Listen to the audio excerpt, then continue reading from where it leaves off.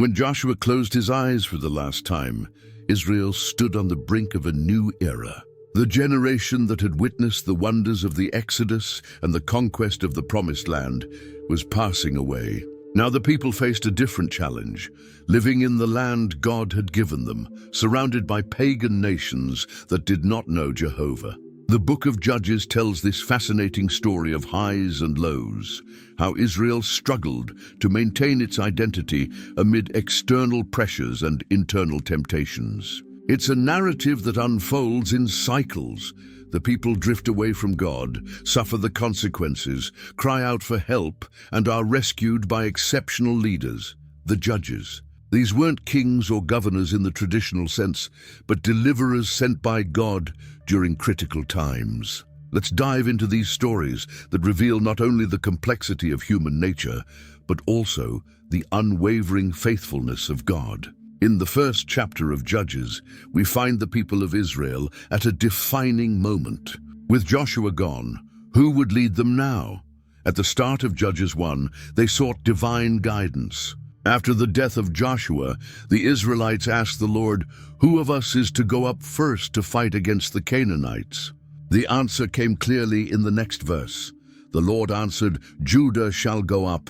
I have given the land into their hands." And so began a new phase of conquest, with the tribe of Judah taking the lead, following divine instruction. Judah invited their brothers from the tribe of Simeon to join the battle, promising to return the favor later. In verse 4 of Judges 1, we read, "When Judah attacked, the Lord gave the Canaanites and Perizzites into their hands, and they struck down 10,000 men at Bezek." During that battle, they encountered King Adoni-Bezek, a cruel man who had mutilated 70 kings. What happened to him reveals how divine justice worked in those days. Judges 1:6-7 tells us, "Adoni-Bezek fled, but they chased him and caught him and cut off his thumbs and big toes. Then Adoni-Bezek said, 70 kings with their thumbs and big toes cut off have picked up scraps under my table. Now God has paid me back for what I did to them." The conquest continued with a series of notable victories.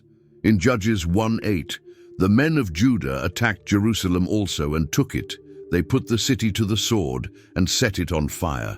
After that, they went on to fight the Canaanites living in the hill country, the Negev, and the western foothills. One particularly memorable moment involved Caleb and his daughter Achsah. In Judges 1:12-13 we see, "And Caleb said, I will give my daughter Achsah in marriage to the man who attacks and captures Kiriath-Sepher." Othniel, son of Kenaz, Caleb's younger brother, took it, so Caleb gave his daughter Achsah to him in marriage. Achsah proved to be intelligent and practical. As she was heading to her new home, she convinced her husband to ask her father for a field, but she didn't stop there. She asked for something even more valuable than dry land. In Judges 1:15, she replied, "Do me a special favor. Since you have given me land in the Negev, give me also springs of water." Then Caleb gave her the upper and lower springs. Up to this point, things seemed to be going well. But soon, the cracks began to show. Starting in verse 21 of Judges 1, a list of failures begins to unfold. The Benjamites, however, did not drive out the Jebusites who were living in Jerusalem. This same pattern repeats across other tribes. With each verse, a new shortcoming is revealed. Manasseh didn't drive out the inhabitants of several towns. Ephraim failed to expel the Canaanites from Gezer. Zebulun let Canaanites stay in their territory. Asher, Naphtali, Dan, all failed to fully clear out their allotted lands. Instead of driving out the pagan peoples as God had commanded, the Israelites began making compromises. Judges 1:28 puts it bluntly. When Israel became strong, they pressed the Canaanites into forced labor, but never drove them out completely. This decision to coexist with the people of the land, rather than remove them, would become the root of many future problems. The consequences of their disobedience didn't take long to surface. In chapter 2 of Judges, we see a divine messenger delivering a stern message to the people. Judges 2:1-2 says, "The angel of the Lord went up from Gilgal to Bochim and said, I brought you up out of Egypt and led you into the land I swore to give to your ancestors. I said, I will never break my covenant with you, and you shall not make a covenant with the people of this land, but you shall break down their altars. Yet you have disobeyed me. Why have you done this?" This was a pivotal moment in Israel's story. God reminded his people of the covenant they had made. He had fulfilled his part, delivering them from Egypt and giving them the promised land. But they had failed theirs. They didn't completely expel the pagan nations or destroy their idolatrous altars. The message continued with a severe warning in Judges 2:3. "Now therefore, I tell you that I will not drive them out before you. They will become traps for you, and their gods will become snares to you." This news shook the people to their core. Judges 2:4-5 records, "When the angel of the Lord had spoken these things to all the Israelites, the people wept aloud, and they called that place Bochim. There they offered sacrifices to the Lord." Bochim means those who weep, a name reflecting the people's emotional response to the consequences of their choices. They wept and offered sacrifices, showing remorse, but the damage had already been done. God's decision was final. The nations they had spared would remain in the land, a constant test for Israel. This event at Bochim marks a turning point in the narrative. The Israelites had broken the covenant, and now they would live with the consequences. The peoples they had spared out of convenience would become a source of ongoing temptation and trouble. The angel's message at Bochim wasn't just a judgment, it was a warning about what lay ahead. The gods of those nations would become a snare, pulling the Israelites away from the one true God. The pagan nations would be like thorns, bringing pain and hardship upon Israel. This encounter at Bochim serves as a powerful reminder. Our choices have consequences. When we ignore God's commands for the sake of ease or comfort, we often set ourselves up for greater troubles down the line. God's mercy was still present. He hadn't abandoned his people, but his discipline was there too. Some consequences of disobedience cannot be undone, even with genuine repentance. The biblical text pauses the narrative to tell us about the final days of Joshua and what happened afterward. In Judges 2:6-7 we read, "After Joshua had dismissed the Israelites, they went to take possession of the land, each to their own inheritance. The people served the Lord throughout the lifetime of Joshua and of the elders who outlived him and who had seen all the great things the Lord had done for Israel." Joshua, Moses' successor, had led the people in the initial conquest of the Promised Land. He was an example of faithfulness and courage. Judges 2:8-9 tells us, "Joshua, son of Nun, the servant of the Lord, died at the age of 110, and they buried him in the land of his inheritance, at Timnath-Heres, in the hill country of Ephraim, north of Mount Gaash." With Joshua's death, a significant chapter in Israel's history came to a close. He was the last great leader who had personally witnessed the miracles of the Exodus. As long as he lived, and as long as the elders who had seen God's mighty works remained, the people stayed faithful. These leaders were a living memory of divine power and faithfulness. But then, something tragic happened, as shown in Judges 2:10. After that whole generation had been gathered to their ancestors, another generation grew up who knew neither the Lord nor what he had done for Israel. This simple sentence conveys a massive tragedy. In just one generation, the living knowledge of God and his mighty acts was lost. The children and grandchildren of those who had walked through the Red Sea on dry ground had no personal experience with Yahweh. To them, the stories of the Exodus, the manna in the desert, and the fall of Jericho's walls were just that, stories, not lived realities. This loss of spiritual memory had immediate consequences. Without a living knowledge of God, the new generation easily turned to other gods. Judges 2:11-13 shows us, Then the Israelites did evil in the eyes of the Lord and served the Baals. They forsook the Lord, the God of their ancestors, who had brought them out of Egypt. They followed and worshipped various gods of the peoples around them. They aroused the Lord's anger because they forsook him and served Baal and the Ashtoreths. Instead of worshipping the God who had delivered their parents from slavery, they turned to the gods of the Canaanites. Baal was considered the god of rain and fertility, and Ashtoreth, or Asherah, was a fertility goddess. In an agricultural land like Canaan, where rainfall was vital for survival, the temptation to worship these gods was strong. The tragedy wasn't just that one generation forgot the Lord, but that they filled that void with false gods. Human nature seems to abhor a spiritual vacuum. When the knowledge of the true God is lost, idols quickly take his place. This situation highlights the vital importance of passing on faith to future generations.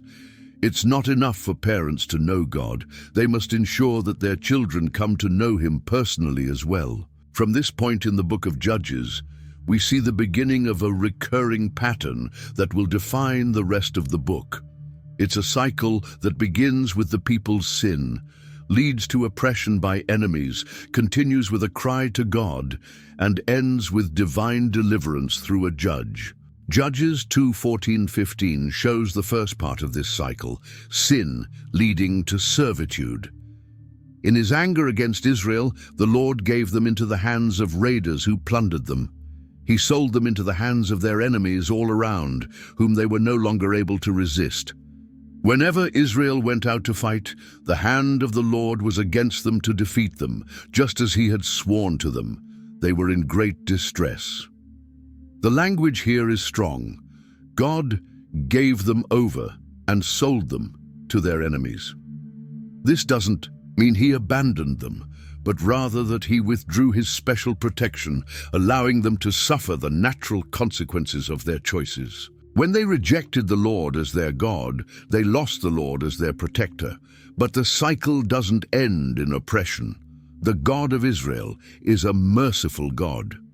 Judges 2:16 tells us, "Then the Lord raised up judges who saved them out of the hands of these raiders." Here we see the rise of the judges who give the book its name. These leaders were not primarily legal authorities, but rather deliverers, raised up by God to rescue the people when they cried out for help. However, even with these deliverers, the people kept returning to sin. Judges 2:17 says, "Yet they would not listen to their judges, but prostituted themselves to other gods and worshipped them." They quickly turned from the ways of their ancestors, who had been obedient to the Lord's commands. The phrase "prostituted themselves" is significant. In the Bible, the relationship between God and Israel is often likened to a marriage. Worshipping other gods was like committing spiritual adultery, betraying their covenant with Yahweh. In Judges 2:18-19, we see the full cycle. Whenever the Lord raised up a judge for them, he was with the judge and saved them out of the hands of their enemies as long as the judge lived. For the Lord relented because of their groaning under those who oppressed and afflicted them. But when the judge died, the people returned to ways even more corrupt than those of their ancestors, following other gods and serving and worshipping them. They refused to give up their evil practices and stubborn ways. This pattern, sin, servitude, supplication, salvation, repeats over and over throughout the book of Judges. Each cycle seems to worsen, with the people falling into even deeper sin after each deliverance. It's a downward spiral that reflects humanity's tendency to quickly forget hard-learned lessons. The final verses of the chapter, Judges 2:20-23, reveal God's decision to use the remaining nations in Canaan as a test for Israel. Therefore the Lord was very angry with Israel and said, "Because this nation has violated the covenant I ordained for their ancestors and has not listened to me, I will no longer drive out before them any of the nations Joshua left when he died. I will use them to test Israel and see whether they will keep the way of the Lord and walk in it as their ancestors did." We now come to the third chapter of Judges, where we're introduced to Othniel, the first of the judges whom God raised up to deliver Israel. But before telling his story, the text explains why God left some nations in the land. In Judges 3:1-2 we read, "These are the nations the Lord left to test all those Israelites who had not experienced any of the wars in Canaan. He did this only to teach warfare to the descendants of the Israelites who had not had previous battle experience." Here we find a practical reason for these nations being left behind, to train the new generations of Israelites in the art of war. A nation surrounded by enemies had to know how to defend itself. Without that experience, they would be left vulnerable to attacks. Judges 3:3 specifies which nations these were: the 5 rulers of the Philistines, all the Canaanites, the Sidonians and the Hivites, living in the Lebanon mountains from Mount Baal Hermon to Lebo Hamath. These nations would serve a divine purpose. As explained in Judges 3:4, they were left to test the Israelites to see whether they would obey the Lord's commands, which he had given their ancestors through Moses. Unfortunately, instead of resisting pagan influence, the Israelites embraced it. Judges 3:5-6 tells us the Israelites lived among the Canaanites, Hittites, Amorites, Perizzites, Hivites, and Jebusites. They took their daughters in marriage and gave their own daughters to their sons and served their gods. This is exactly the kind of behavior God had forbidden. Intermarriage with pagan peoples inevitably led to the worship of their gods, as it did here. The result was predictable. Judges 3:7-8 reports, "The Israelites did evil in the eyes of the Lord.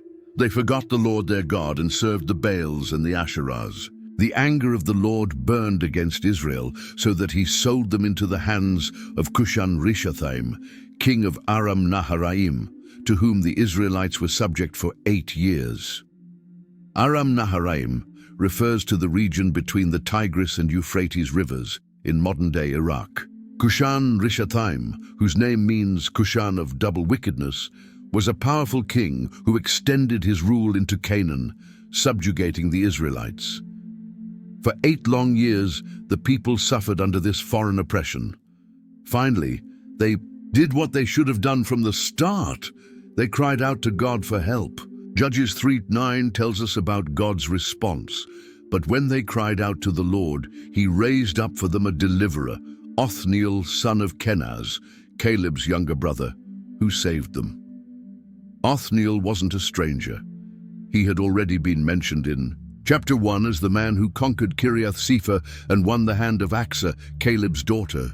He was from the tribe of Judah, the nephew of the great Caleb, one of the 2 spies who had brought back a positive report of the land 40 years earlier. In Judges 3:10, we see how God empowered him for the task. The Spirit of the Lord came on him so that he became Israel's judge and went to war. The Lord gave Cushan-Rishathaim, king of Aram, into the hands of Othniel, who overpowered him.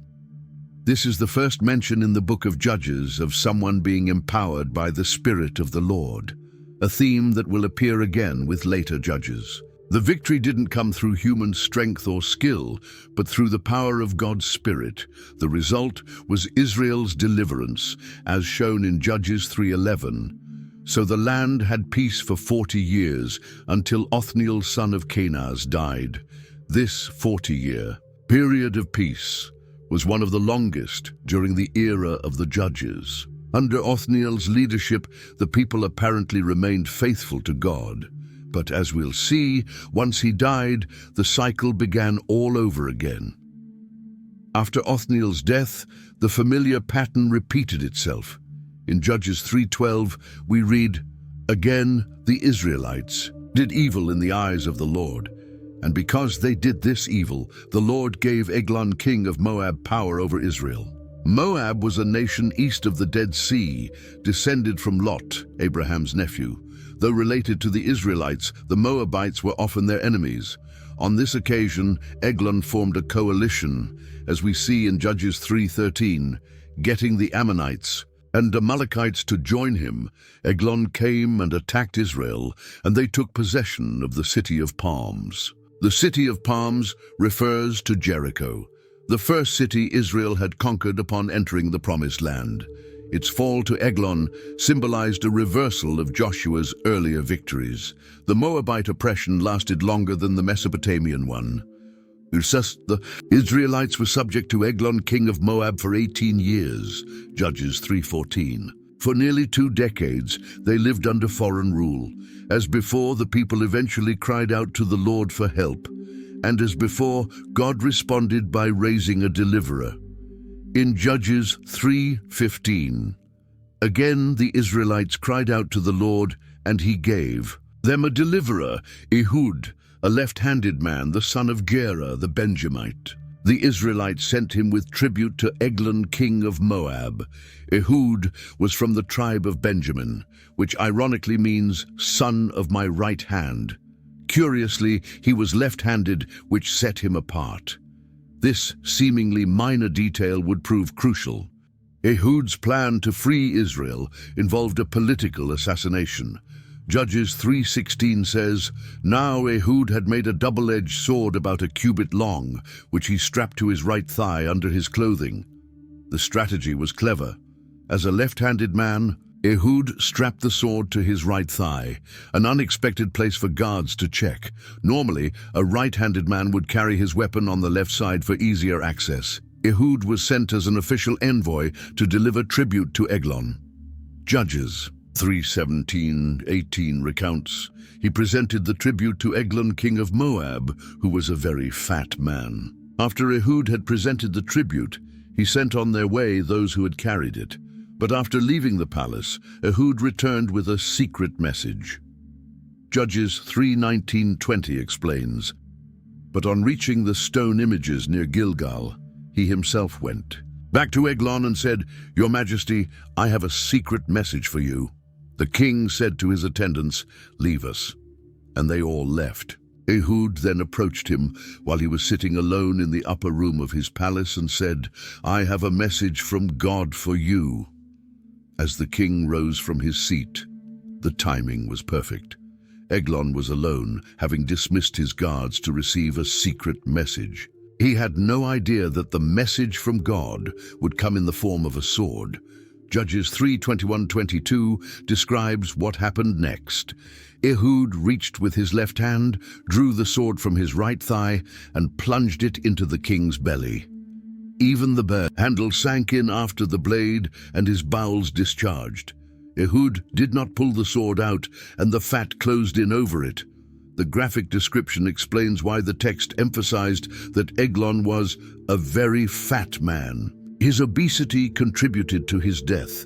The fat closed over the blade, preventing external bleeding that might have alerted the guards. Ehud then made his escape, as detailed in Judges 3:23-26. Then Ehud went out to the porch, shut the doors of the upper room behind him and locked them. After he had gone, the servants came and found the doors of the upper room locked.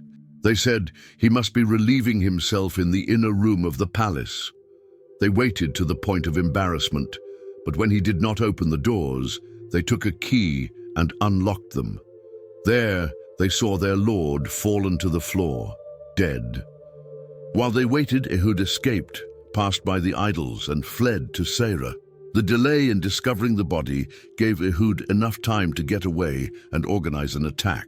In Judges 3:27 it says, "When he arrived in the hill country of Ephraim, he blew a trumpet, and the Israelites went down with him from the hills, with Ehud leading them." With the Moabite leader dead, Ehud led an assault on the occupying forces. Judges 3:28-29 recounts, "Follow me," he ordered, "for the Lord has given Moab, your enemy, into your hands." So they followed him and took possession of the fords of the Jordan that led to Moab. They allowed no one to cross over. At that time they struck down about 10,000 Moabites, all vigorous and strong. Not one escaped. The outcome was another long period of peace, as shown in Judges 3:30. That day Moab was made subject to Israel, and the land had peace for 80 years. The story of Ehud shows how God can use unique traits, such as being left-handed, to accomplish his purposes. What might seem like a disadvantage or quirk became part of the divine plan to deliver his people. After this detailed account of Ehud, the biblical text briefly mentions another judge. In a single verse, Judges 3:31, we are introduced to Shamgar. After Ehud came Shamgar, son of Anath, who struck down 600 Philistines with an ox goad. He, too, saved Israel. This short account stands in stark contrast to the more elaborate narratives of other judges. Yet even in this brief verse, there are fascinating details. First, Shamgar fought against the Philistines, a people who would later become Israel's main enemy during the time of Samuel and David. Originating from the Aegean region, possibly Crete, the Philistines had settled along the southwestern coast of Canaan, forming a confederation of 5 city-states: Gaza, Ashdod, Ashkelon, Gath, and Ekron. They were technologically advanced, especially in metalwork, and militarily formidable. Teach, named Shamgar, son of Anath, is intriguing.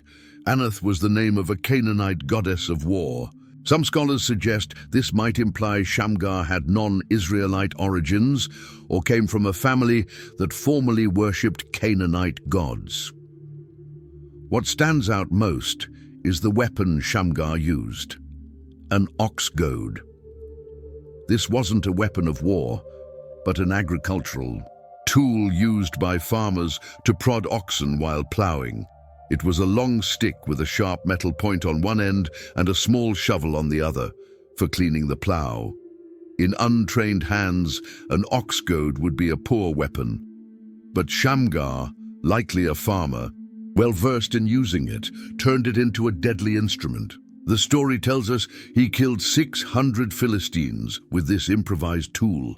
The fact that he used a farming implement instead of a conventional weapon might reflect the broader situation in Israel at the time.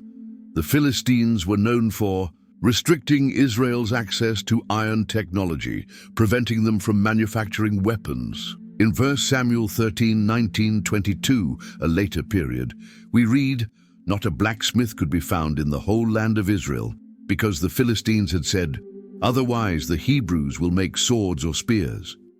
This policy of technological control may have already existed in Shamgar's time, forcing him to improvise with what was available. The number of enemies slain, 600, is extraordinary for a man armed only with a farm tool.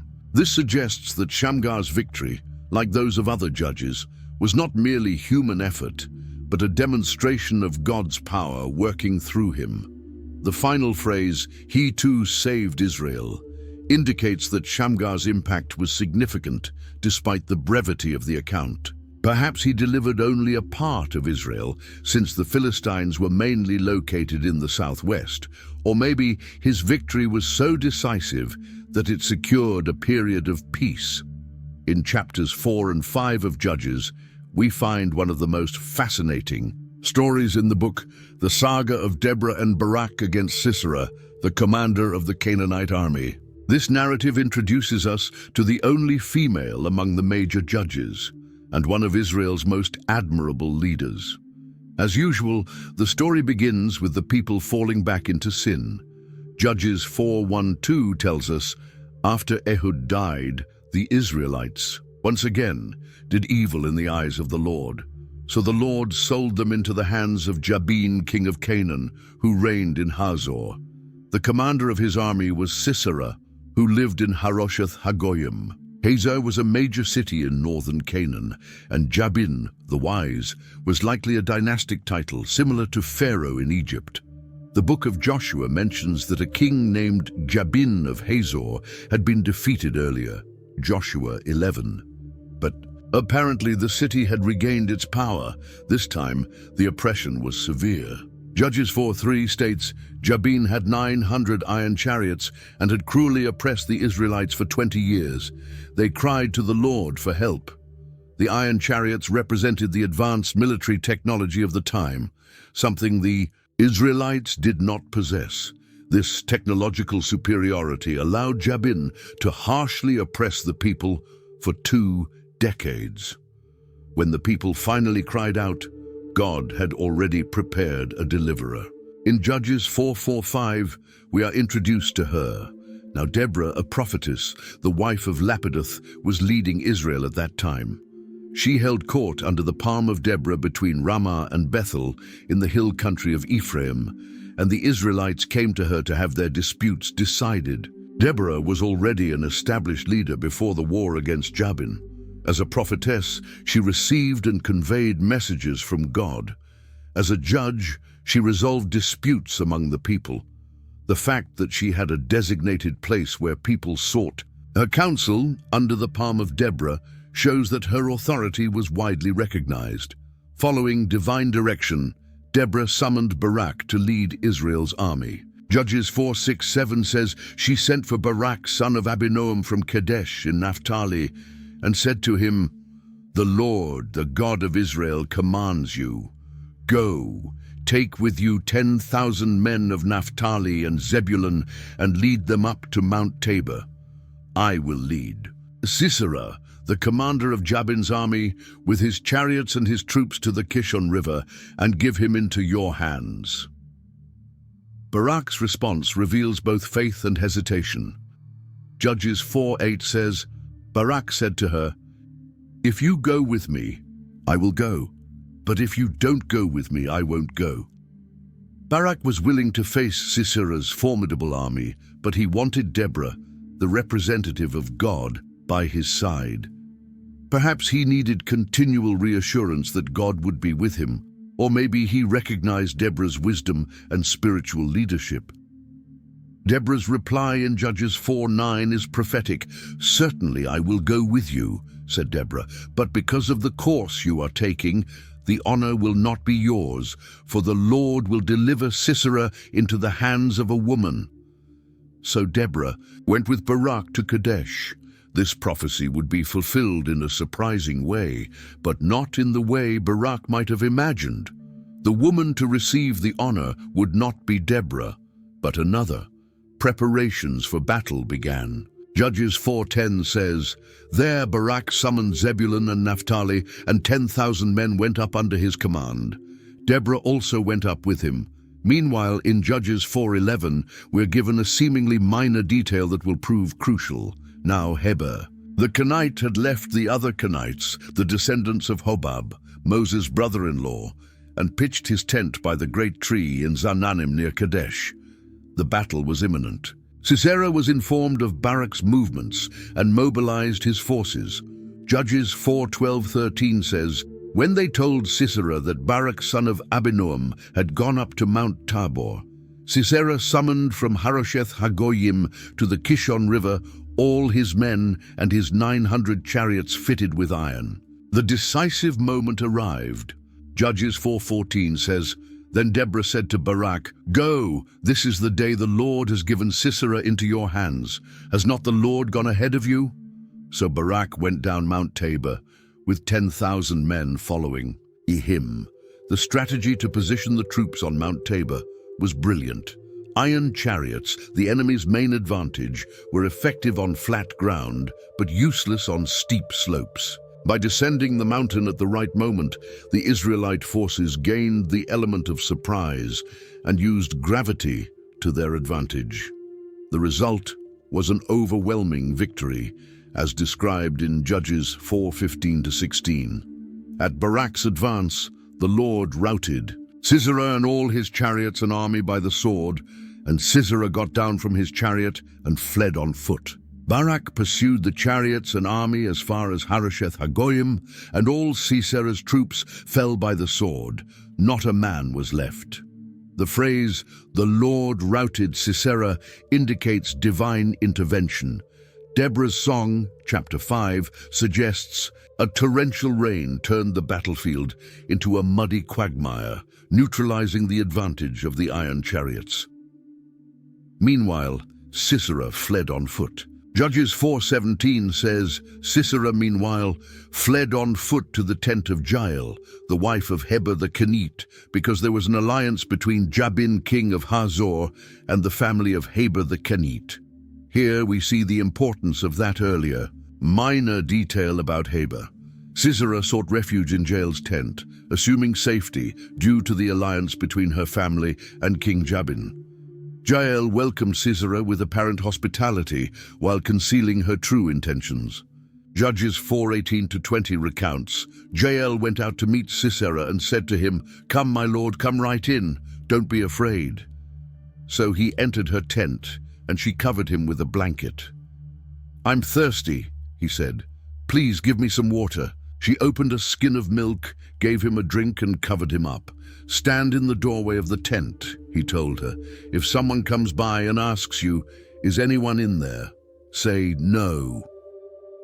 Exhausted from battle and comforted by the milk, Sisera fell into a deep sleep. It was his final vulnerability. Judges 4:21 says, "But Jael, Heber's wife, picked up a tent peg and a hammer and went quietly to him while he lay fast asleep, exhausted.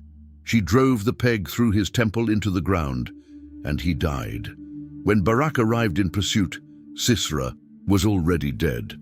Judges 4:22 states, "Just then Barak came by in pursuit of Sisera, and Jael went out to meet him. 'Come,' she said, 'I will show you the man you're looking for.' So he went in with her, and there lay Sisera with the tent peg through his temple, dead.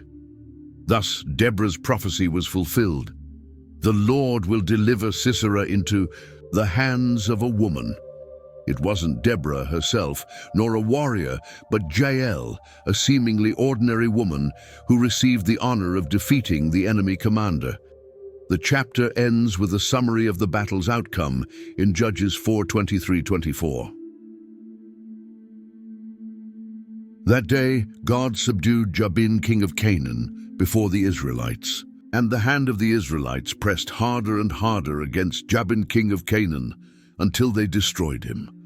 Chapter 5 contains the Song of Deborah, one of the oldest poems in the Bible, celebrating the victory. It's a poetic text, rich with vivid imagery and historical detail that complements the prose narrative of chapter 4. The song opens with praise to God and Israel's leaders in Judges 5:2-3. When the princes in Israel take the lead, when the people willingly offer themselves, praise the Lord. Hear this, you kings, listen, you rulers. I, even I, will sing to the Lord. I will praise the Lord, the God of Israel, in song. Deborah and Barak are remembered as God's instruments in this deliverance. Not all tribes took part in the battle. Some are praised for their involvement, while others are criticized for their absence. The forces of nature, stars, rivers, and rain, are depicted as fighting alongside Israel. The death of Sisera is portrayed poetically, and Jael is exalted in Judges 5:24-27. Most blessed of women be Jael, the wife of Heber the Kenite, most blessed of tent-dwelling women. He asked for water, and she gave him milk. In a bowl fit for nobles, she brought him curdled milk. Her hand reached for the tent peg, her right hand for the workman's hammer. She struck Sisera, she crushed his head, she shattered and pierced his temple. At her feet he sank, he fell. There he lay. At her feet he sank, he fell. Where he sank, there he fell, dead. The poem ends with a powerful prayer in Judges 5:31. So may all your enemies perish, Lord, but may all who love you be like the sun when it rises in its strength. And the land had peace for 40 years. This story shows how God can use anyone, whether a prophetess like Deborah, a hesitant general like Barak, or a non-Israelite woman like Jael, to fulfill his purposes and deliver his people. Once again, the Israelites did what was evil in the Lord's sight. The peace that lasted 40 years after Deborah and Barak's victory had come to an end. At the beginning of Judges 6, we read, "The Lord gave them into the hands of the Midianites for 7 years. The Midianites were distant relatives of the Israelites, descendants of Abraham through his second wife, Keturah. But at this point in history, they had become cruel oppressors. They didn't come to occupy the land, but to plunder it.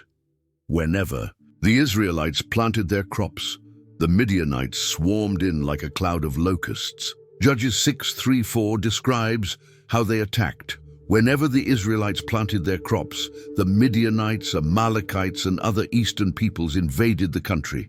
They camped on the land and ruined the crops all the way to Gaza and did not spare a living thing for Israel, neither sheep nor cattle nor donkeys. It was a full-scale assault on Israel's economy and survival. This wasn't a permanent occupation, but seasonal raids that left the people with no food and no hope. The invaders came in massive numbers, bringing their livestock and tents. Judges 6:5 tells us they came up with their livestock and their tents like swarms of locusts. It was impossible to count them or their camels. They invaded the land to ravage it.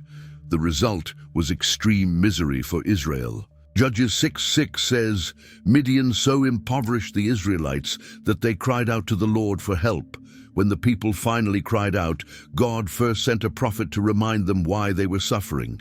In Judges 6:7-10, this unnamed messenger recounted the story of their deliverance from Egypt and how God had driven out the nations before them. He ended with a direct accusation. I said to you, I am the Lord your God. Do not worship the gods of the Amorites, in whose land you live. But you have not listened to me. This was the pattern we've seen throughout Judges. The people forget.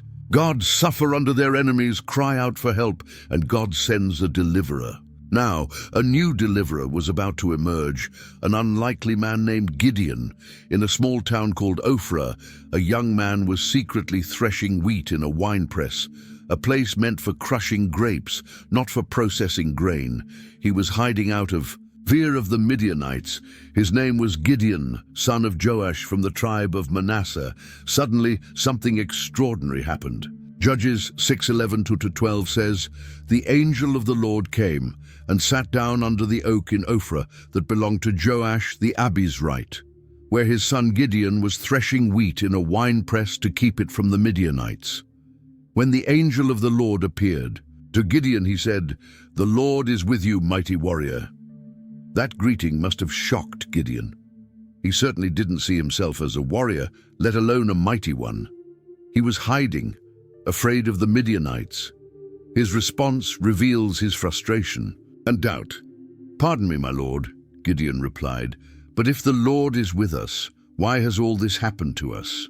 Where are all his wonders that our ancestors told us about when they said, Did not the Lord bring us up out of Egypt? But now, the Lord has abandoned us and given us into the hand of Midian. The angel's response in Judges 6:14 is powerful. The Lord turned to him and said, Go in the strength you have and save Israel out of Midian's hand. Am I not sending you? But Gideon was still unsure. He saw himself as the least important, member of the weakest clan.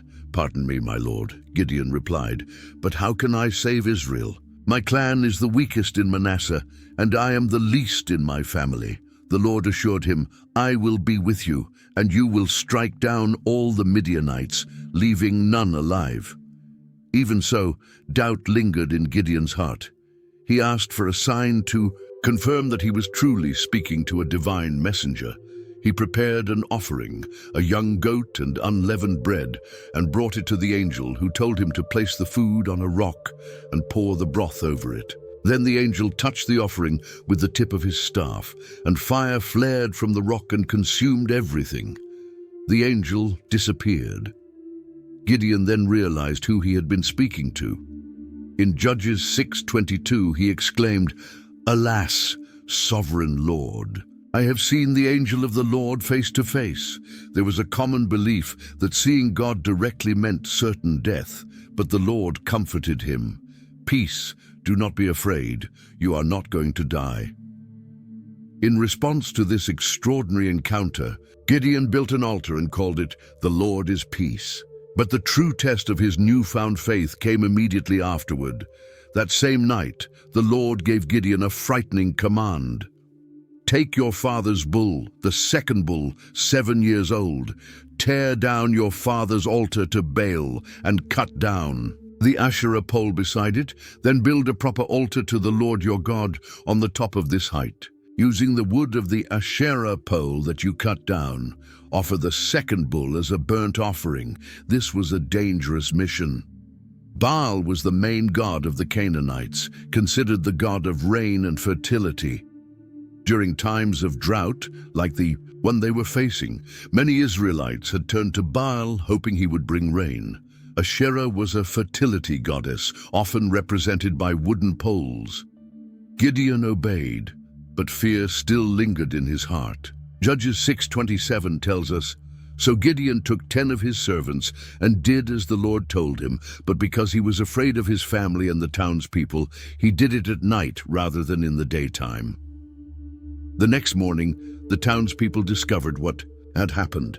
Furious, they went to Joash's house and demanded that he hand over his son. "Bring out your son. He must die because he has broken down Baal's altar and cut down the Asherah pole beside it."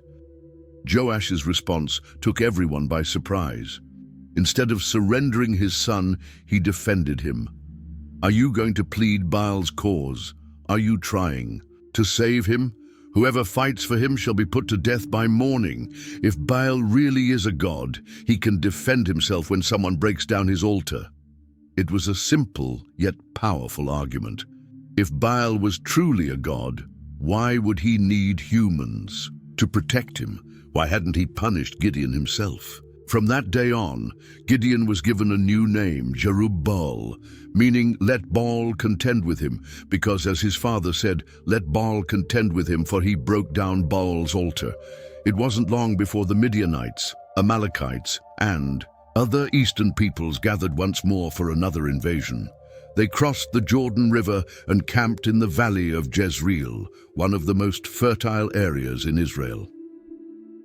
At this critical moment, something extraordinary happened to Gideon. Judges 6:34 tells us, "Then the Spirit of the Lord came upon Gideon, and he blew a trumpet, summoning the Abiezrites to follow him." The same Spirit that had empowered earlier judges now came upon this fearful young man, transforming him into the leader Israel needed.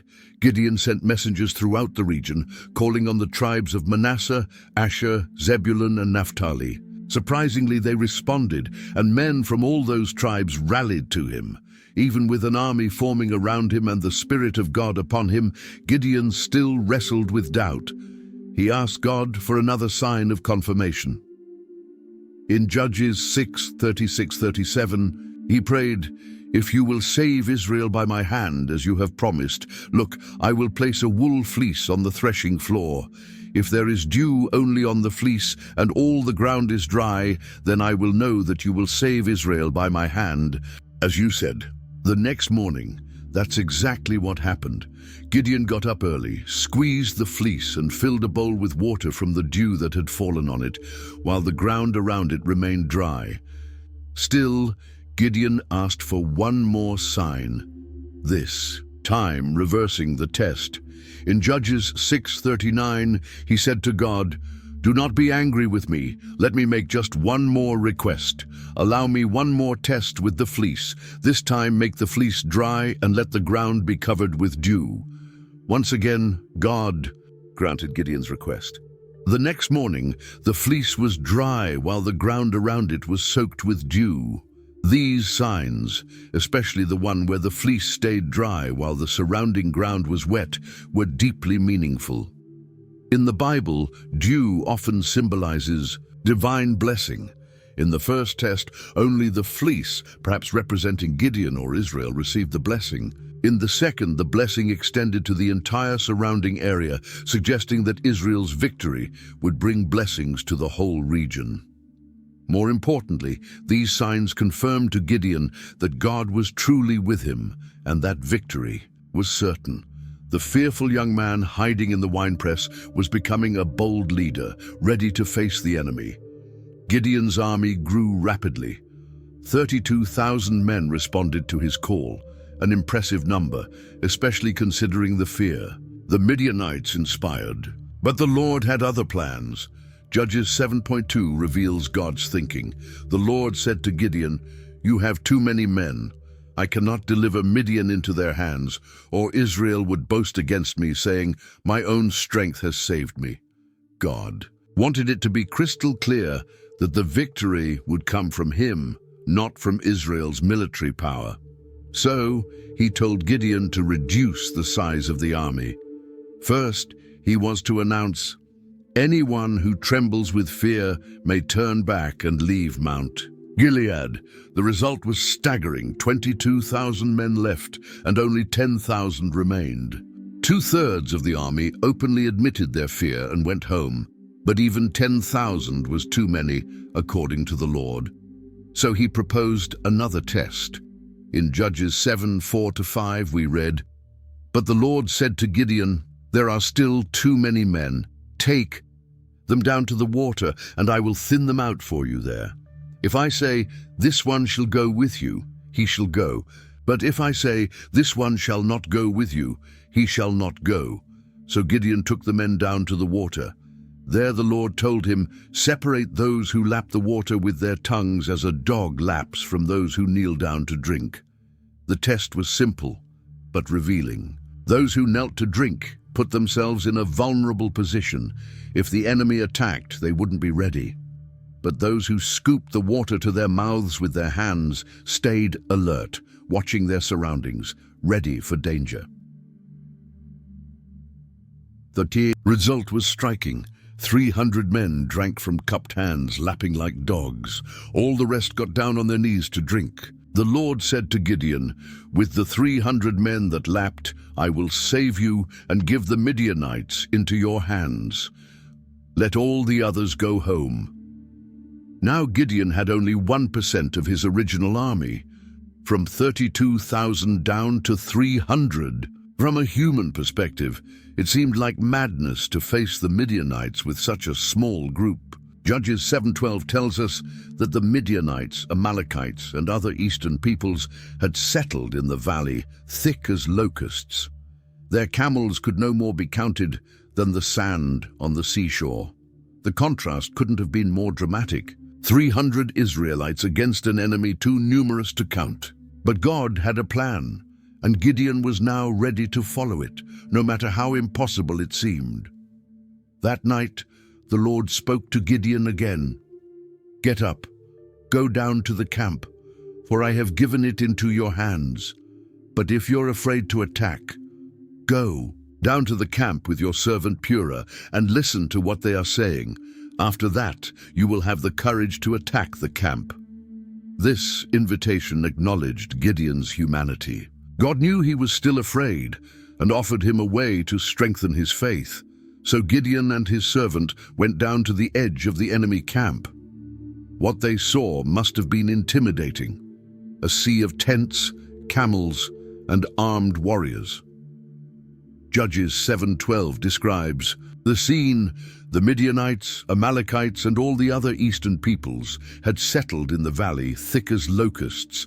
Their camels could no more be counted than the sand on the seashore. As they approached the camp, they overheard two men talking. One of them was sharing a dream. "I had a dream," he said. "A round loaf of barley bread came tumbling into the Midianite camp.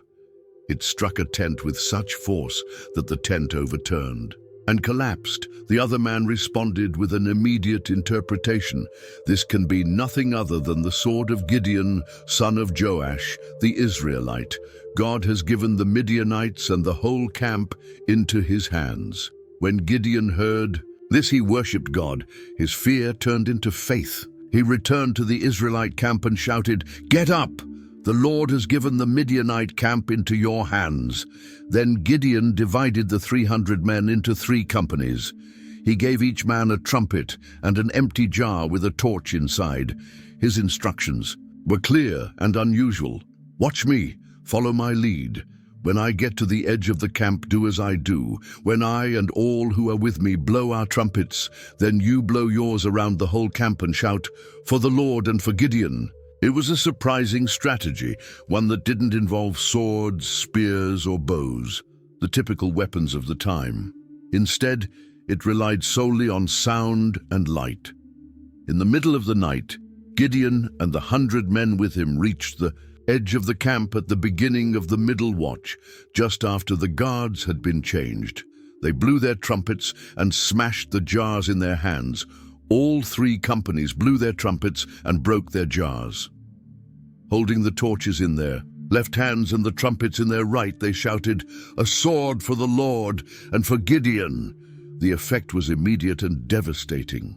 Judges 7:21-22 tells us, while each man held his position around the camp, all the Midianites ran, crying out as they fled. When the 300 trumpets sounded, the Lord caused the men throughout the camp to turn on each other with their swords. Chaos erupted. Startled awake in the middle of the night, surrounded by trumpets and blazing torches, the Midianites believed they were under attack by a vast army. In their panic, they turned on one another. The Midianite army fled as far as Beth Shittah towards Zererah and to the border of Abel-Meholah near Tabbath. Then Gideon sent messengers throughout the hill country of Ephraim, saying, "Come down against the Midianites and seize the waters of the Jordan, ahead of them as far as Beth-barah." All the men of Ephraim were called out, and they took the waters as far as Beth-barah and the Jordan. They captured 2 Midianite leaders, Oreb and Zeb. They killed Oreb at the rock of Oreb and Zeb at the winepress of Zeb. They pursued the Midianites and brought the heads of Oreb and Zeb to Gideon across the Jordan. The initial battle was a stunning victory, but the war wasn't over. The Midianite kings, Zebah and Zalmunna, were still on the run with about 15,000 men. The last of the Eastern Army. 120,000 soldiers had already fallen in the first attack. Before going after the kings, Gideon had to handle internal conflict. The men of Ephraim were upset they hadn't been called at the start of the battle. In Judges 8:1, they confronted him. "Why have you treated us like this? Why didn't you call us when you went to fight Midian?" And they argued fiercely with him. Gideon's response was diplomatic and wise. Rather than point out that they hadn't answered the earlier call, he praised their contribution. "What have I accomplished compared to you? Aren't the gleanings of Ephraim better than the full harvest of Abiezer? God gave Oreb and Zeb, the Midianite leaders, into your hands. What was I able to do compared to you?" This answer calmed them. Gideon showed he valued Israel's unity over personal pride. He honored Ephraim's role and downplayed his own. It was the mark of a true leader. With the conflict resolved, Gideon and his 300 men continued the pursuit. They were exhausted but still chasing the Midianite kings. When they reached Succoth, they asked for help. "Please give my men some bread. They are worn out, and I'm still pursuing Zebah and Zalmunna, the kings of Midian." The leaders of Succoth gave a disappointing answer. "Do you already have Zebah and Zalmunna in your hands? Why should we give bread to your troops?" Gideon promised to return and punish the town. The same thing happened in Peniel, the next city along the way. No one offered support. Eventually, Gideon caught up with Zebah and Zalmunna in Karkor. They had about 15,000 men, what remained of the Eastern Army. Gideon attacked and captured the 2 kings, throwing their entire force into retreat. On the way back, Gideon kept his word and punished the towns that refused to help.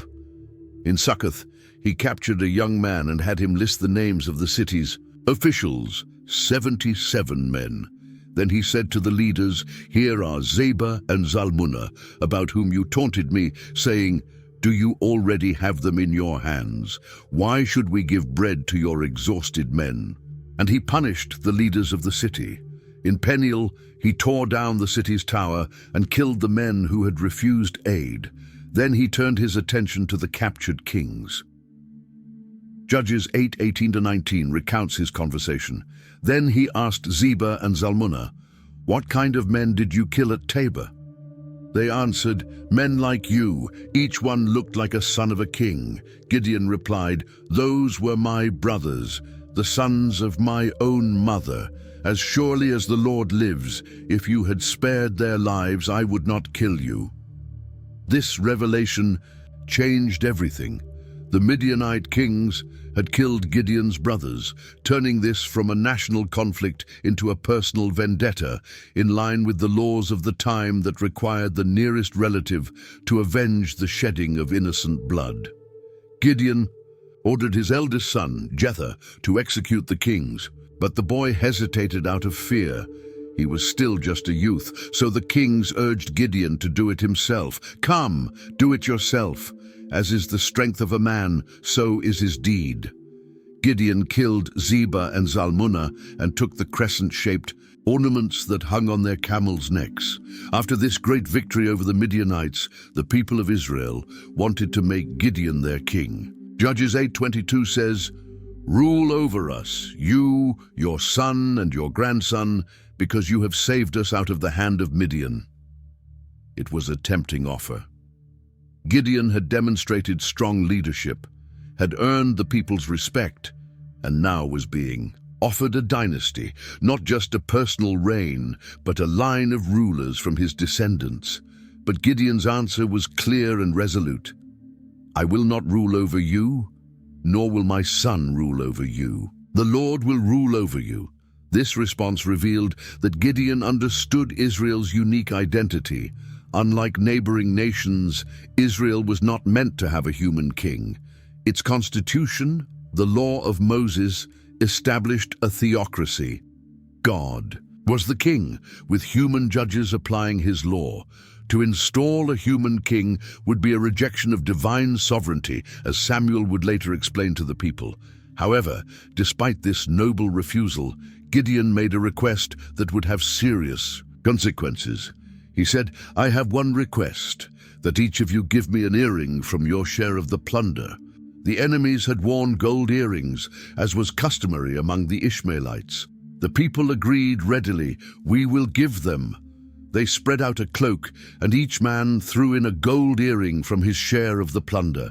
The total weight of the gold came to 1,700 shekels, about 20 kilograms, not including the ornaments, pendants, and purple garments worn by the kings of Midian or the chains from their camels' necks. With all that gold, Gideon made an ephod, a ceremonial priestly garment, and placed it in Ophrah, his hometown. What may have seemed like a harmless or even pious act had a devastating result. Judges 8:27 tells us, "All Israel prostituted themselves by worshipping it there, and it became a snare to Gideon and his family." It's striking that Gideon, who began his career by tearing down an altar to Baal, ended up creating an object that became an idol to Israel. That was never his intention, but that was the outcome. The ephod, perhaps meant to honor God, ultimately replaced genuine worship at the tabernacle in Shiloh. Following this victory, the land had peace for 40 years during Gideon's lifetime. The Midianites never rose again, and Israel lived in safety. Gideon returned home to live out the rest of his days. He had many wives and 70 sons. He also had a son by his concubine in Shechem, whom he named Abimelech. Gideon, son of Joash, died at a good old age and was buried in the tomb of his father Joash in Ophrah of the Abiezrites. Judges 8:33-35 offers a sad summary of what happened after his death. No sooner had Gideon died than the Israelites again prostituted themselves to the Baals. They set up Baal-berith as their god and did not remember the Lord their God, who had rescued them from the hands of all their enemies on every side. They also failed to show any loyalty to the family of Jerubbaal, that is Gideon, in spite of all the good things he had done for them. After Gideon's death, the cycle of apostasy continued, but this time the threat came from within. Abimelech, the son of Gideon and his concubine from Shechem, saw an opportunity for power. He lacked his father's character and respect for God's rule over Israel. In Judges 9:1-2 we read, "Abimelech, son of Jerubbaal, went to his mother's brothers in Shechem, and said to them and to all his mother's clan, 'Ask all the citizens of Shechem, which is better for you, to have all 70 of Jerubbaal's sons rule over you, or just one man?' Remember, I am your own flesh and blood. Abimelech leveraged his half-Shechemite heritage to gain the support of the city's citizens. He also exploited the natural division between the Canaanite population of Shechem and Gideon's Israelite descendants. He framed the situation as a false choice: be ruled by 70 men or by just one, himself.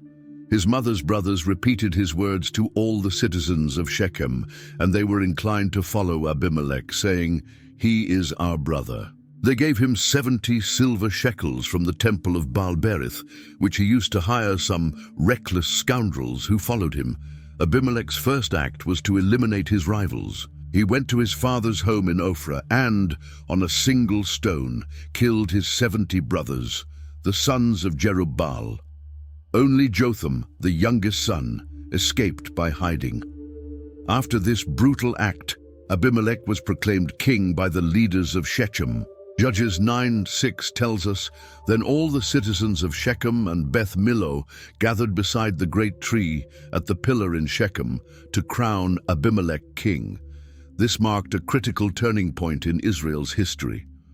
For the first time, an Israelite was declared king, directly contradicting Gideon's earlier declaration that the Lord will rule over you. When Jotham, the sole surviving brother, heard about it, he climbed to the top of Mount Gerizim and shouted to the people, "Listen to me, citizens of Shechem, so that God may listen to you." Then he told a powerful parable about trees looking for a king. In the story, the trees wanted to anoint one of them as king. First, they invited the olive tree, then the fig tree, then the vine. Each one refused, choosing instead to keep producing its valuable fruit. Finally, they offered the kingship to the thorn bush, which accepted, but with a threatening condition. "If you really want to anoint me as king over you, come and take shelter in my shade. If not, fire will come out from the thorn bush and consume even the cedars of Lebanon." The message of the fable was clear. The useful trees, the olive, the fig, the vine, represented worthy leaders who preferred to serve in productive ways. The thorn bush, useless and dangerous, represented Abimelech. And the threat of fire from the thorn bush was a prophecy. The alliance between Shechem and Abimelech would end in destruction. Jotham ended his speech with a direct challenge.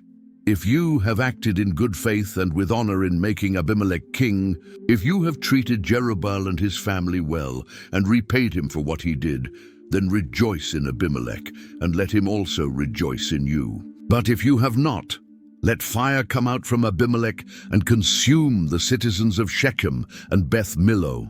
And let fire come out from the citizens of Shechem and Beth Millo and consume Abimelech." After that, Jotham fled to Beer and settled there, far away from his brother Abimelech.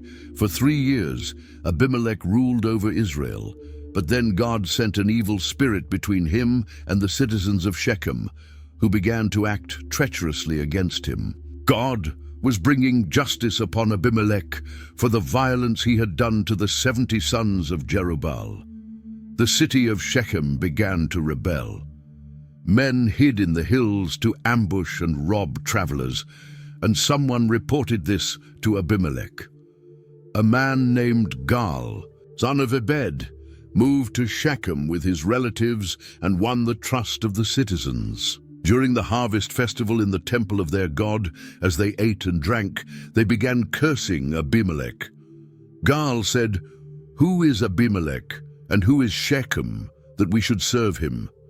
Isn't he Jerubbaal's son, and isn't Zebul his officer? Serve the descendants of Hamor, Shechem's ancestor. Why should we serve Abimelech?" These words reached Zebul, the city's governor, who became furious. He secretly sent messengers to Abimelech. "Gaal, son of Ebed, and his brothers have come to Shechem and are stirring up the city against you. Come by night with your men and hide in the fields. At sunrise, launch your attack on the city. When Gaal and his men come out to fight, do with them as you see fit." Abimelech followed the plan. When Gaal saw men coming down from the hills, he said to Zebul, "Look, people are coming down from the hilltops." But Zebul replied, "You're just seeing shadows on the hills. They only look like men." Gaal insisted, "No, look! People are coming down from the center of the land, and another group is coming along the road by the diviner's oak." Then Zebul said, "Where is your big talk now? You said, 'Who is Abimelech, that we should serve him?' These are the men you were mocking. Go out now and fight them." Gaal led the people of Shechem into battle against Abimelech, but they were defeated and fled. Many men from Shechem were wounded and fell along the road as far as the city gate. The next day, when the people of Shechem went out into the fields, someone informed Abimelech. He took his men, divided them into 3 companies, and hid in the fields. When he saw the people coming out of the city, he and his men rose up and attacked them. Abimelech and his group took their position at the city gate, while the other 2 companies attacked those in the fields and killed them. Abimelech fought against the city all day. He captured it, killed its people, destroyed it, and scattered salt over it, a symbolic act of cursing. When the leaders in the Tower of Shechem heard what happened, they took refuge in the stronghold of the temple of El-Berith. When Abimelech learned that they were all gathered there, he went to Mount Zalmon with his men. He took an axe, cut some branches, and placed them on his shoulders. Then he said to his men, "Quick, do what you've seen me do." So everyone cut branches and followed Abimelech. They piled the branches against the stronghold and set it on fire. All the people in the Tower of Shechem died. About 1,000 men and women. Jotham's prophecy was coming true. Fire was coming out of the thorn bush and consuming the men of Shechem. But the second part of the prophecy, fire from Shechem, consuming Abimelech, was still to come. Abimelech went to Thebez, laid siege to it, and captured it. However, there was a strong tower in the city center. All the men and women of the city fled there, locked themselves inside, and went up to the rooftop. Abimelech approached the tower to burn it down, but a woman dropped an upper millstone on his head and crushed his skull. He quickly called his armor-bearer and said, "Draw your sword and kill me, so they can't say a woman killed me." So the servant ran him through, and he died. When the Israelites saw that Abimelech was dead, they all went home. In this way, God repaid Abimelech for the evil he had done to his father by murdering his 70 brothers. And God also brought down on the heads of the people of Shechem the evil they had committed. Thus, Jotham, son of Jerubaal's curse, was fulfilled. After Abimelech's death, Tola, son of Puah, grandson of Dodo from the tribe of Issachar, rose to deliver Israel. He lived in Shamir, in the hill country of Ephraim, and led Israel for 23 years. Then he died and was buried in Shamir. After him came Jair of Gilead, who led Israel for 22 years. He had 30 sons who rode 30 donkeys and controlled 30 towns in Gilead, which to this day are called Jair's villages. When Jair died, he was buried in Kamon. Thus ended the bloody episode of Abimelech, the first man to be called king in Israel, a title he gained through betrayal and murder, and lost the same way. The story of Abimelech is a warning about the dangers of unchecked ambition and the devastating consequences of violence. It is also a reminder that divine justice, though sometimes slow, is certain. As the narrator says in Judges 9:56-57, God repaid the wickedness that Abimelech had done to his father by killing his 70 brothers. God also made the people of Shechem pay for all their wickedness. The curse of Jotham, son of Jerubbaal, came true. After Abimelech's bloody story, Israel experienced a time of peace under the leadership of 2 judges about whom we know very little. The book of Judges first tells us about Tola, a man from the tribe of Issachar. In Judges 10:1-2, we read, "After Abimelech, Tola, son of Puah, the son of Dodo, rose to save Israel. He was a man of Issachar who lived in Shamir in the hill country of Ephraim. He led Israel 23 years. Then he died and was buried in Shamir. The contrast is striking. After Abimelech, who murdered 70 of his brothers to seize power and ruled with violence for 3 years, comes Tola, who leads for over 2 decades. The text doesn't mention any wars or notable deeds. There are no defeated enemies or recorded miracles. It simply says he saved Israel and ruled for 23 years. Sometimes the greatest leaders are those who bring peace and stability, even if there are no dramatic stories to tell. Interestingly, Tola was from the tribe of Issachar, but lived in Ephraimite territory. This suggests that, despite the tribal conflicts we've seen before, it was still possible for an Israelite to live outside his tribal allotment. After Tola, another judge arose. Judges 10:3-5 introduces us to Jair. He was followed by Jair of Gilead, who led Israel 22 years. He had 30 sons, who rode 30 donkeys and controlled 30 towns in Gilead, which to this day are called Havoth Jair. When Jair died, he was buried in Carmel. Jair came from Gilead, a region east of the Jordan River. The fact that he had 30 sons, each riding his own donkey and governing his own town, indicates that Jair was a wealthy and influential man. Riding donkeys back then was a sign of high status, usually reserved for nobility. The Havoth Jair, literally villages of Jair, show that his legacy endured. Even the author of Judges notes the name was still in use at the time of writing.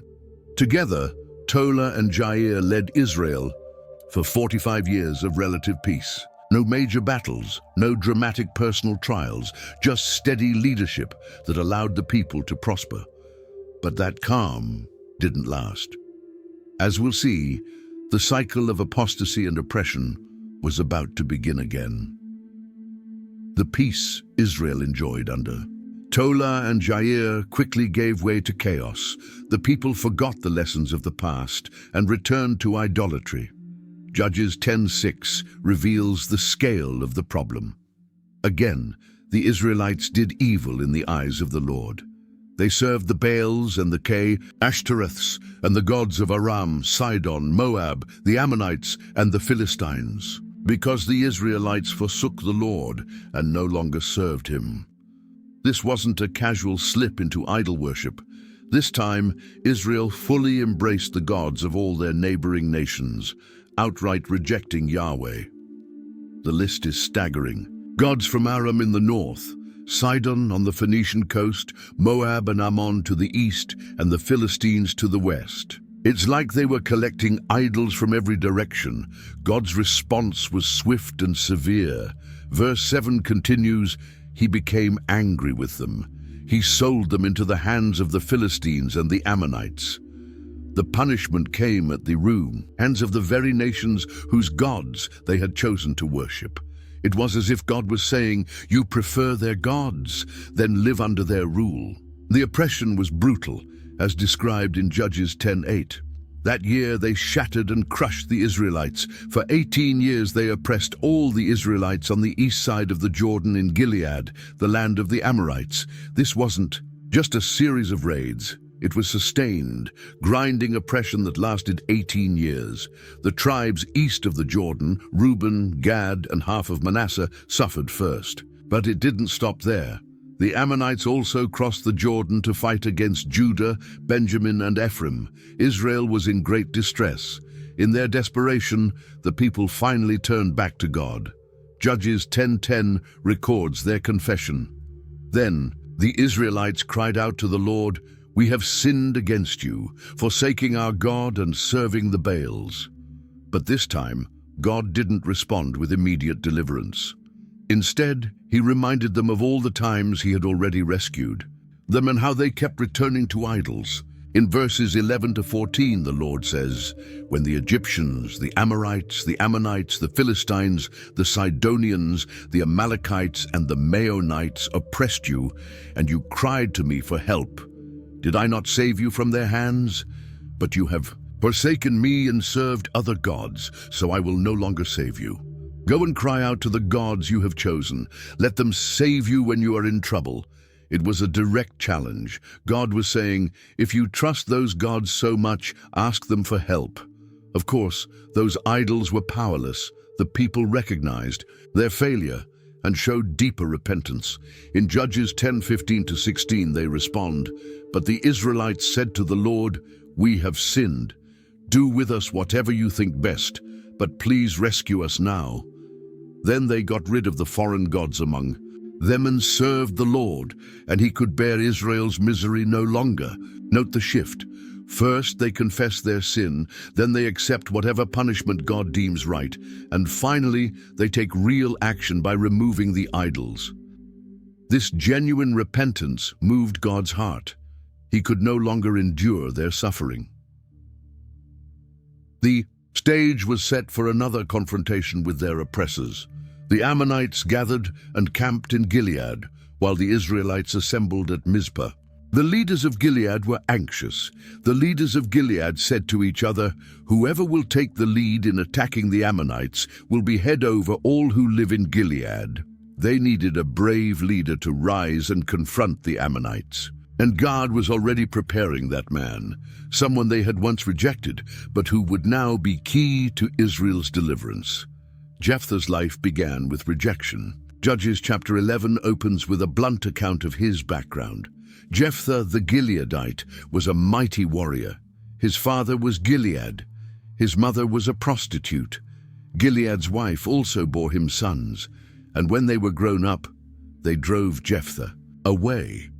"You are not going to get any inheritance in our family," they said, "because you are the son of another woman."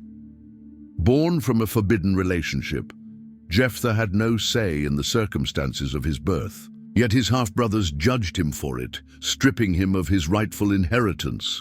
It was a double rejection, first by society for being the son of a prostitute, and then by his own family, who cast him out.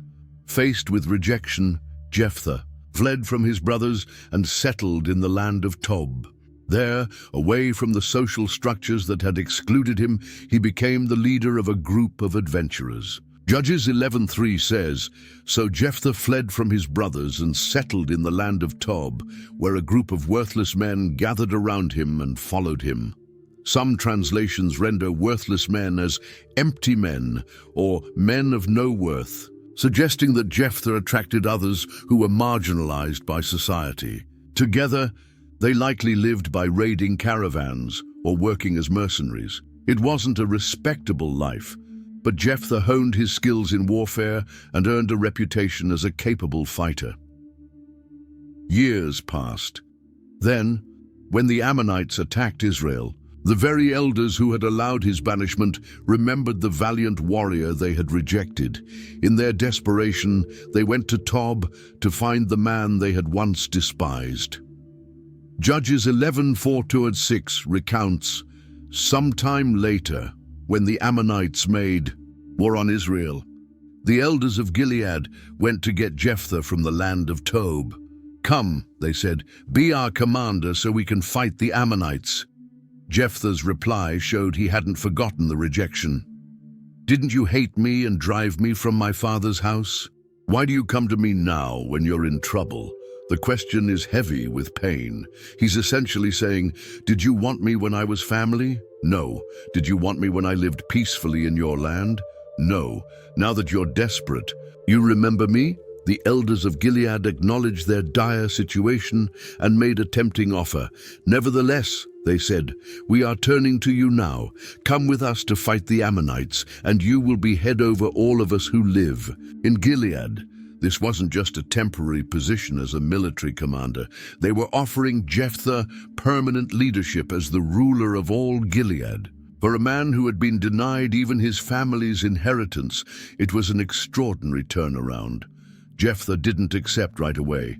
He wanted assurances. 'Suppose you take me back to fight the Ammonites, and the Lord gives them to me. Will I really be your head?'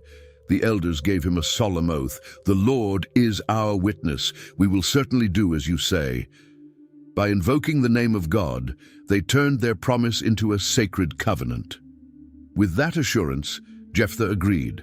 Judges 11:11 tells us, "So Jephthah went with the elders of Gilead, and the people made him head and commander over them, and he repeated all his words before the Lord in Mizpah." The phrase "before the Lord" suggests a formal ceremony, likely held at the sanctuary in Mizpah, where the agreement was ratified in God's presence. The rejected man had now become the leader, ready to face the Ammonites. Before heading into battle, Jephthah tried to resolve the conflict diplomatically, a sign of wisdom and self-control. Instead of rushing into war to prove himself, he first sought to understand the cause of the conflict. Judges 11:12 shows his initiative. Then Jephthah sent messengers to the Ammonite king with the question, "What do you have against us that you have attacked our land?" It was a direct question. What's the problem? Why are you attacking us? The reply revealed a long-standing territorial dispute.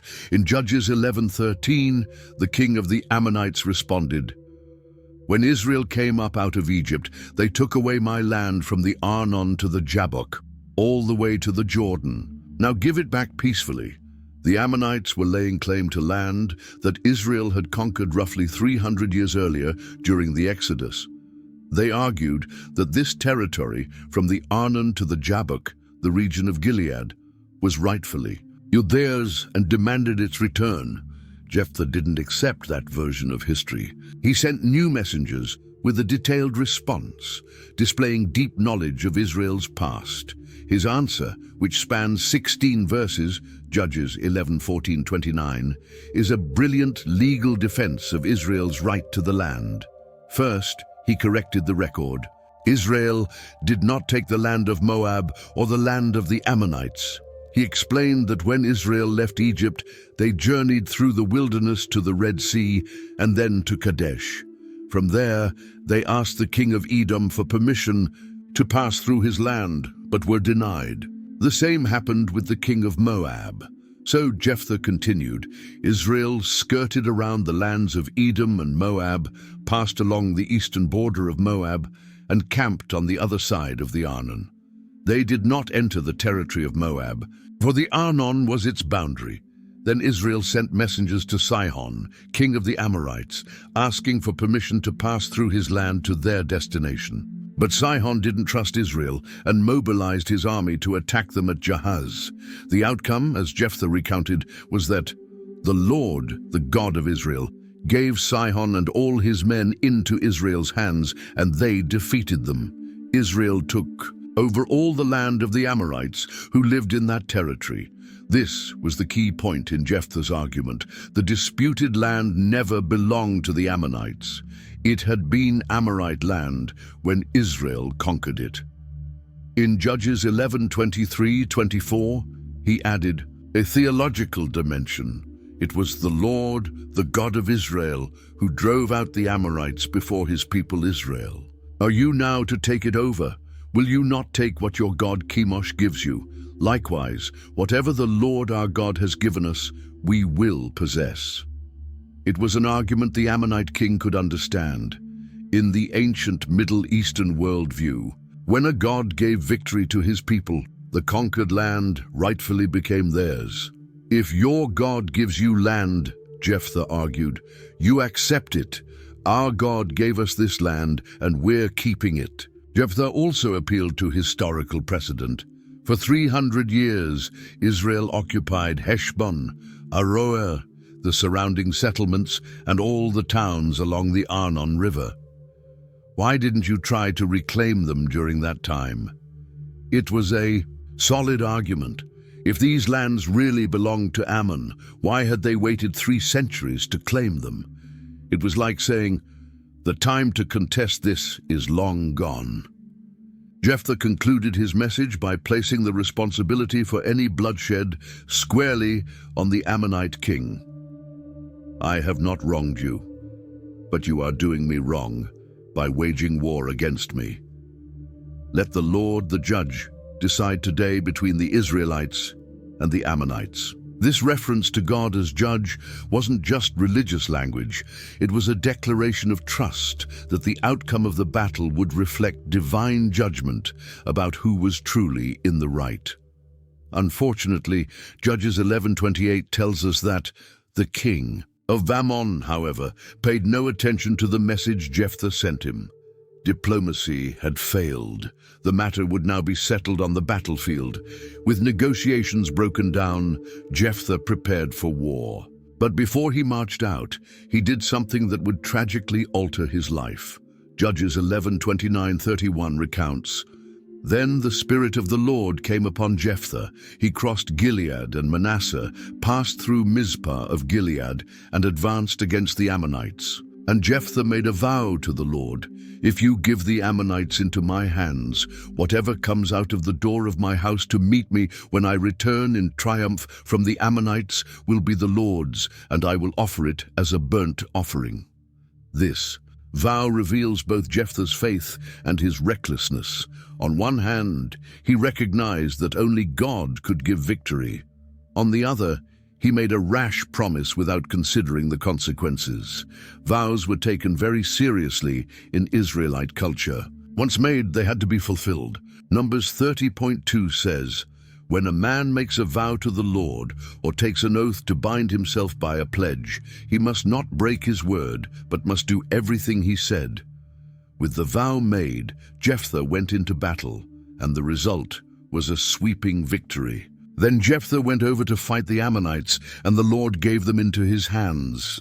He devastated 20 towns from Aroer to the vicinity of Minnith, as far as Abel-Keramim. Thus Israel subdued Ammon. The victory was total, just as Jephthah had hoped.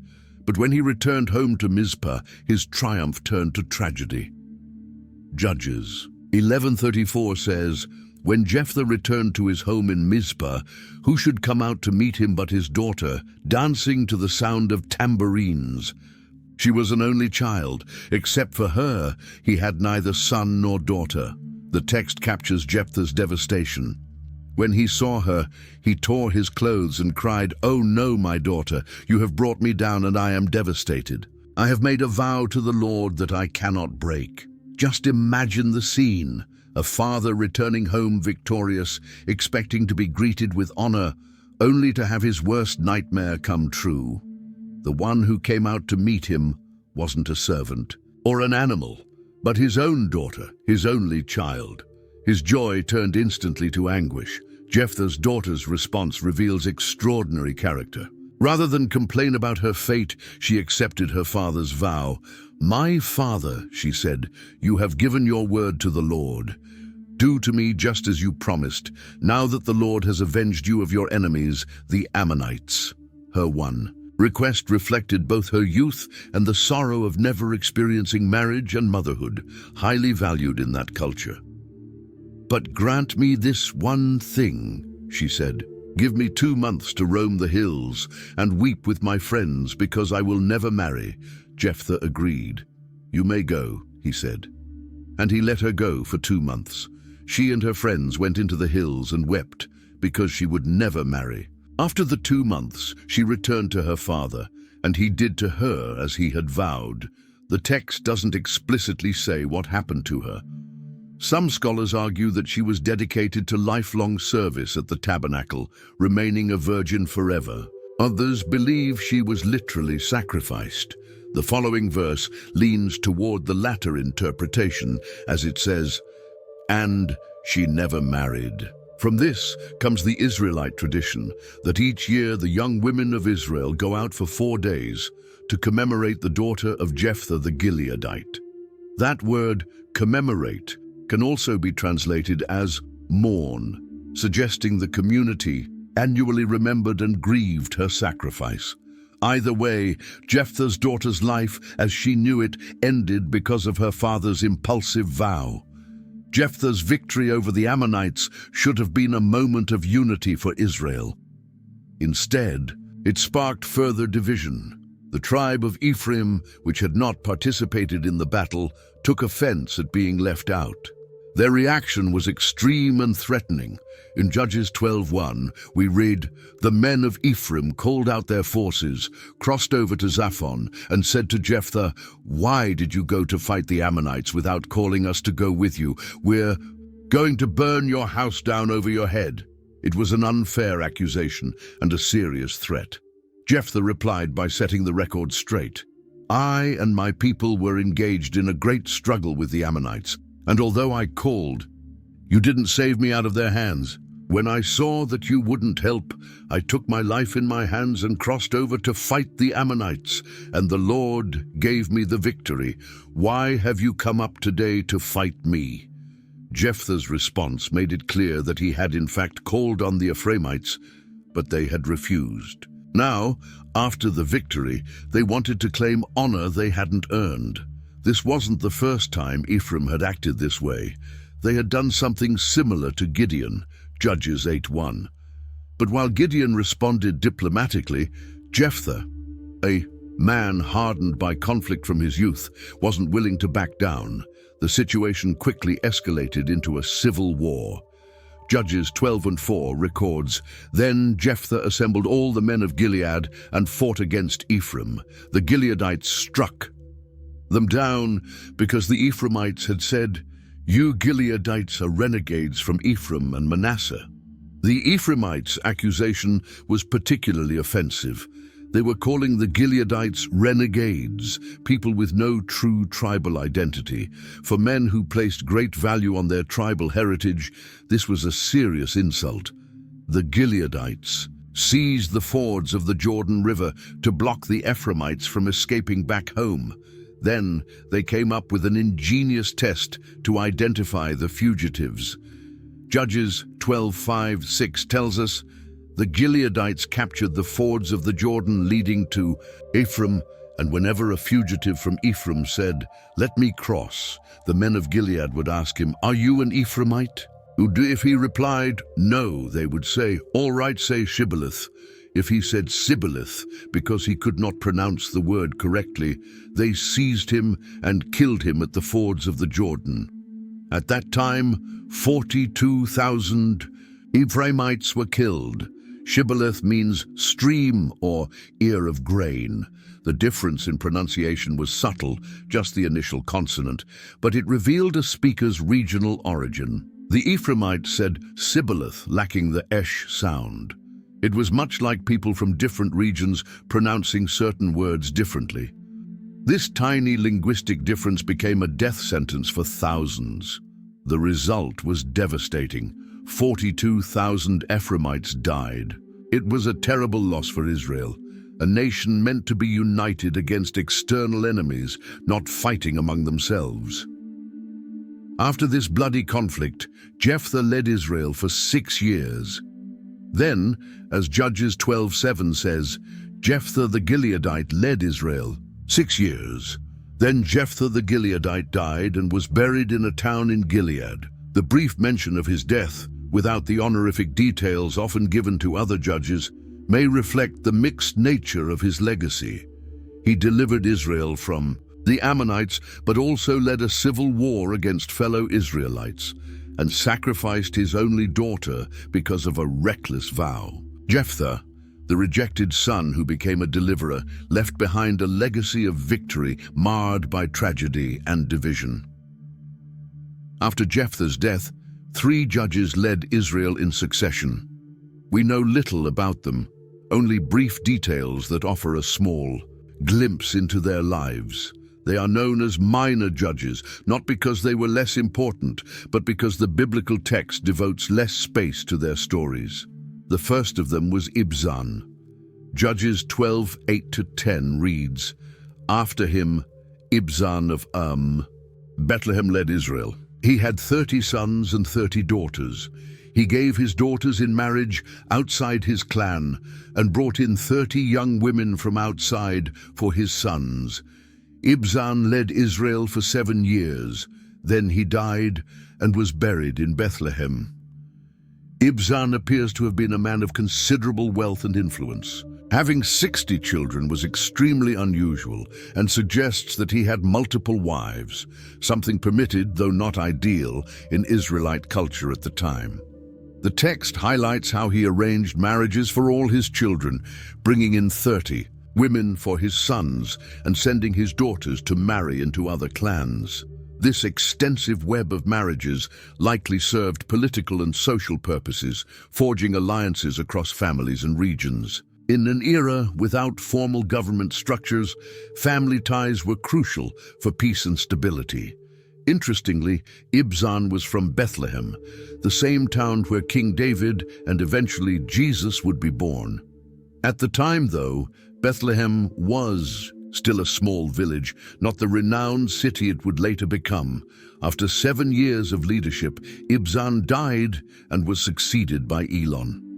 Judges 12:11-12 tells us only, after him, Elon the Zebulunite led Israel 10 years. Then Elon died and was buried in Ajalon in the land of Zebulun. We know only his tribe, Zebulun, and that he led for a decade. The text mentions no wars or major events, suggesting a relatively peaceful period.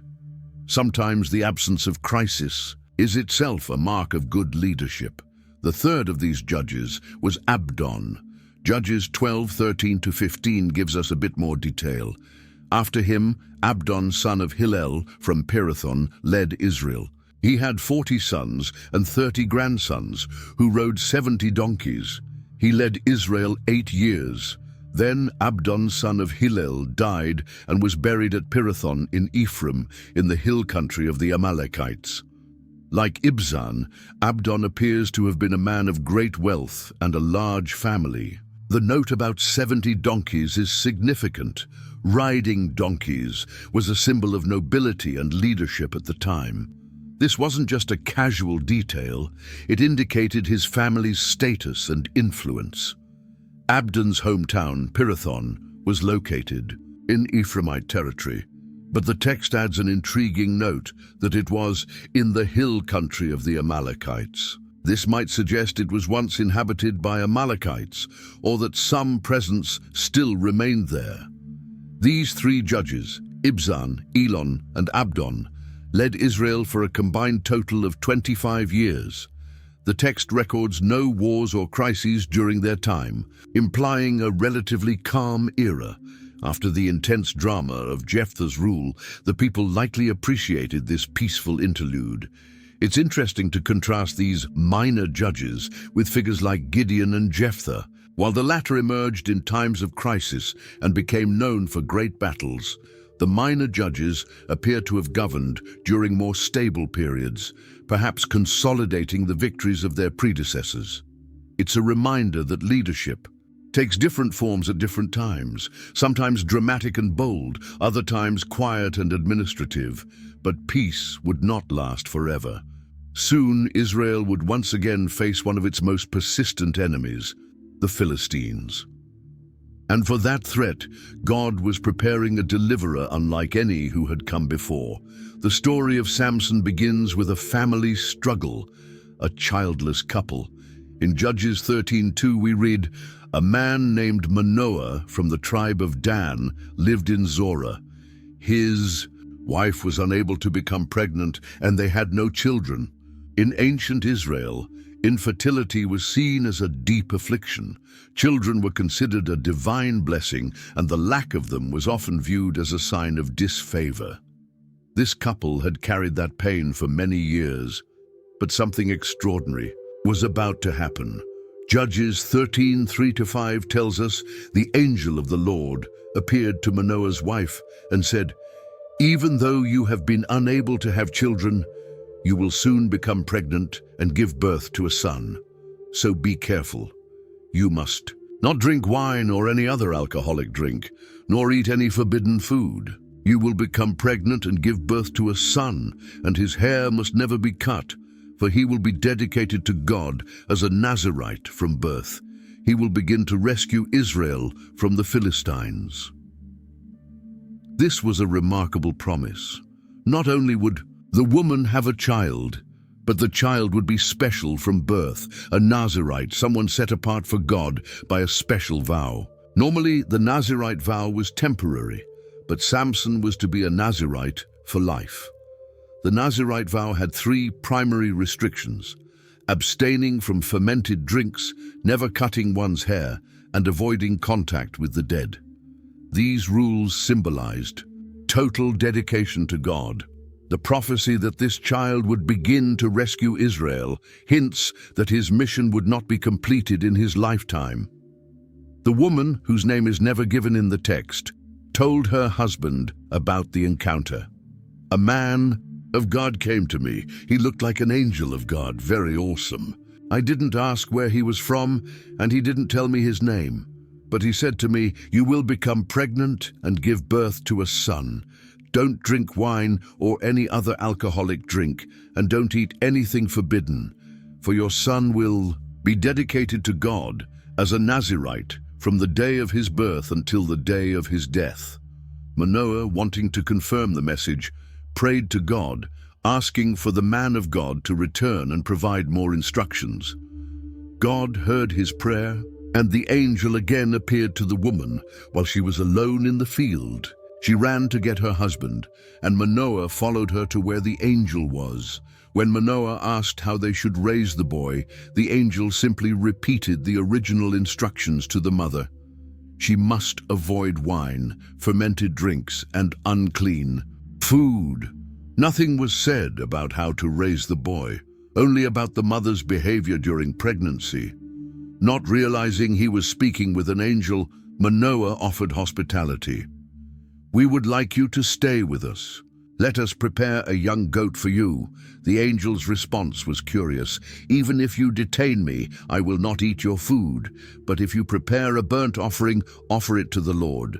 Manoah then asked for the visitor's name, and the angel replied, "Why do you ask my name? It is beyond understanding." This mysterious response should have been a clue that their guest was no ordinary man. The couple prepared a young goat and a grain offering on a rock. What happened next confirmed the supernatural nature of their visitor. Judges 13, 19, 20 recounts, "Then Manoah took a young goat and a grain offering and offered it on a rock to the Lord. And the Lord did an amazing thing. As the flame blazed up from the altar toward heaven, the angel of the Lord ascended in the flame." When Manoah and his wife saw this, they fell with their faces to the ground. Finally realizing who they had spoken to, Manoah was terrified. "We are doomed to die. We have seen God." There was a common belief that seeing God face to face meant certain death, but his wife, showing remarkable insight, reassured him. "If the Lord had meant to kill us, he wouldn't have accepted our burnt offering and grain offering. He wouldn't have appeared to us or told us what he did." Manoah's wife demonstrated wisdom and faith. She understood that the acceptance of the offering and the promise of a child were signs of divine favor, not judgment.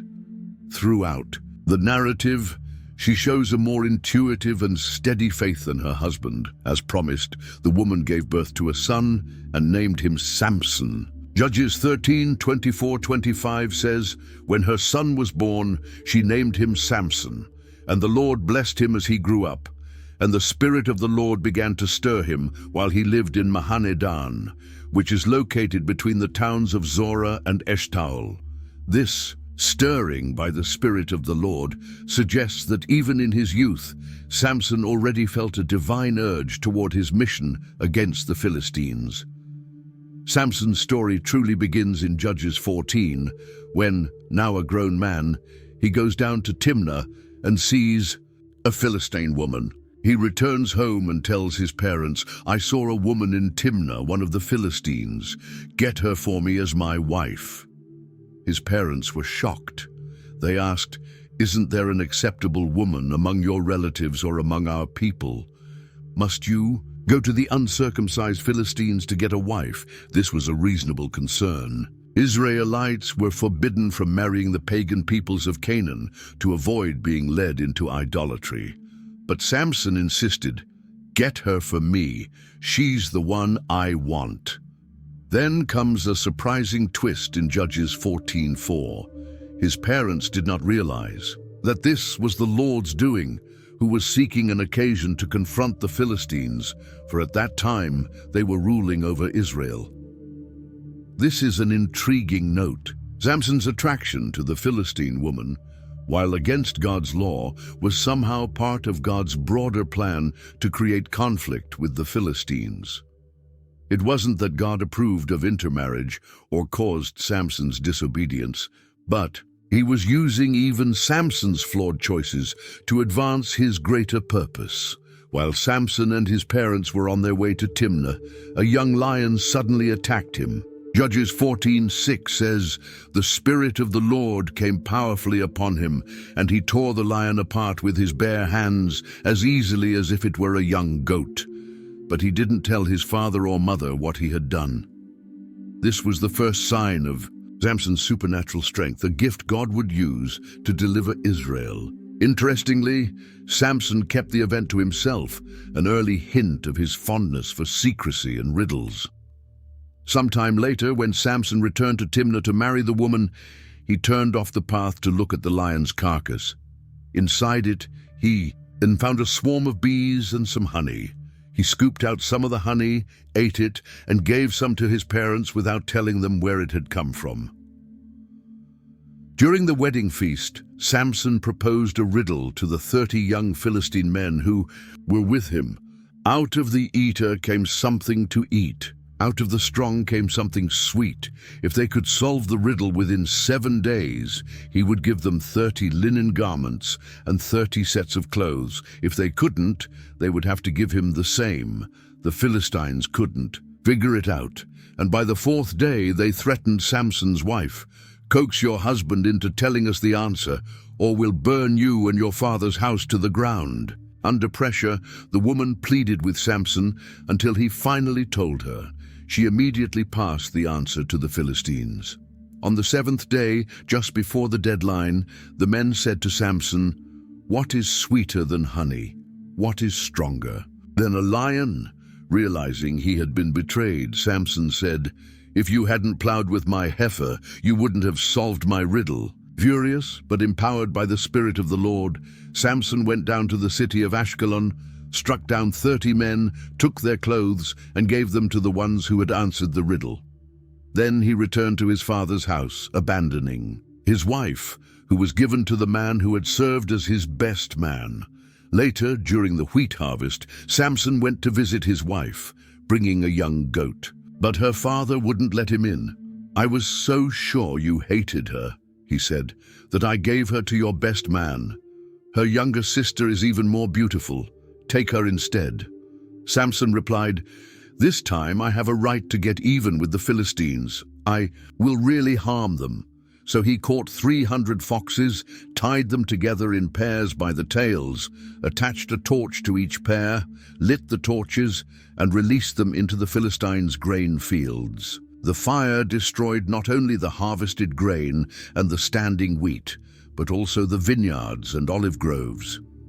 When the Philistines learned that Samson had done this because his father-in-law had given his wife to another man, they retaliated by burning the woman and her father to death.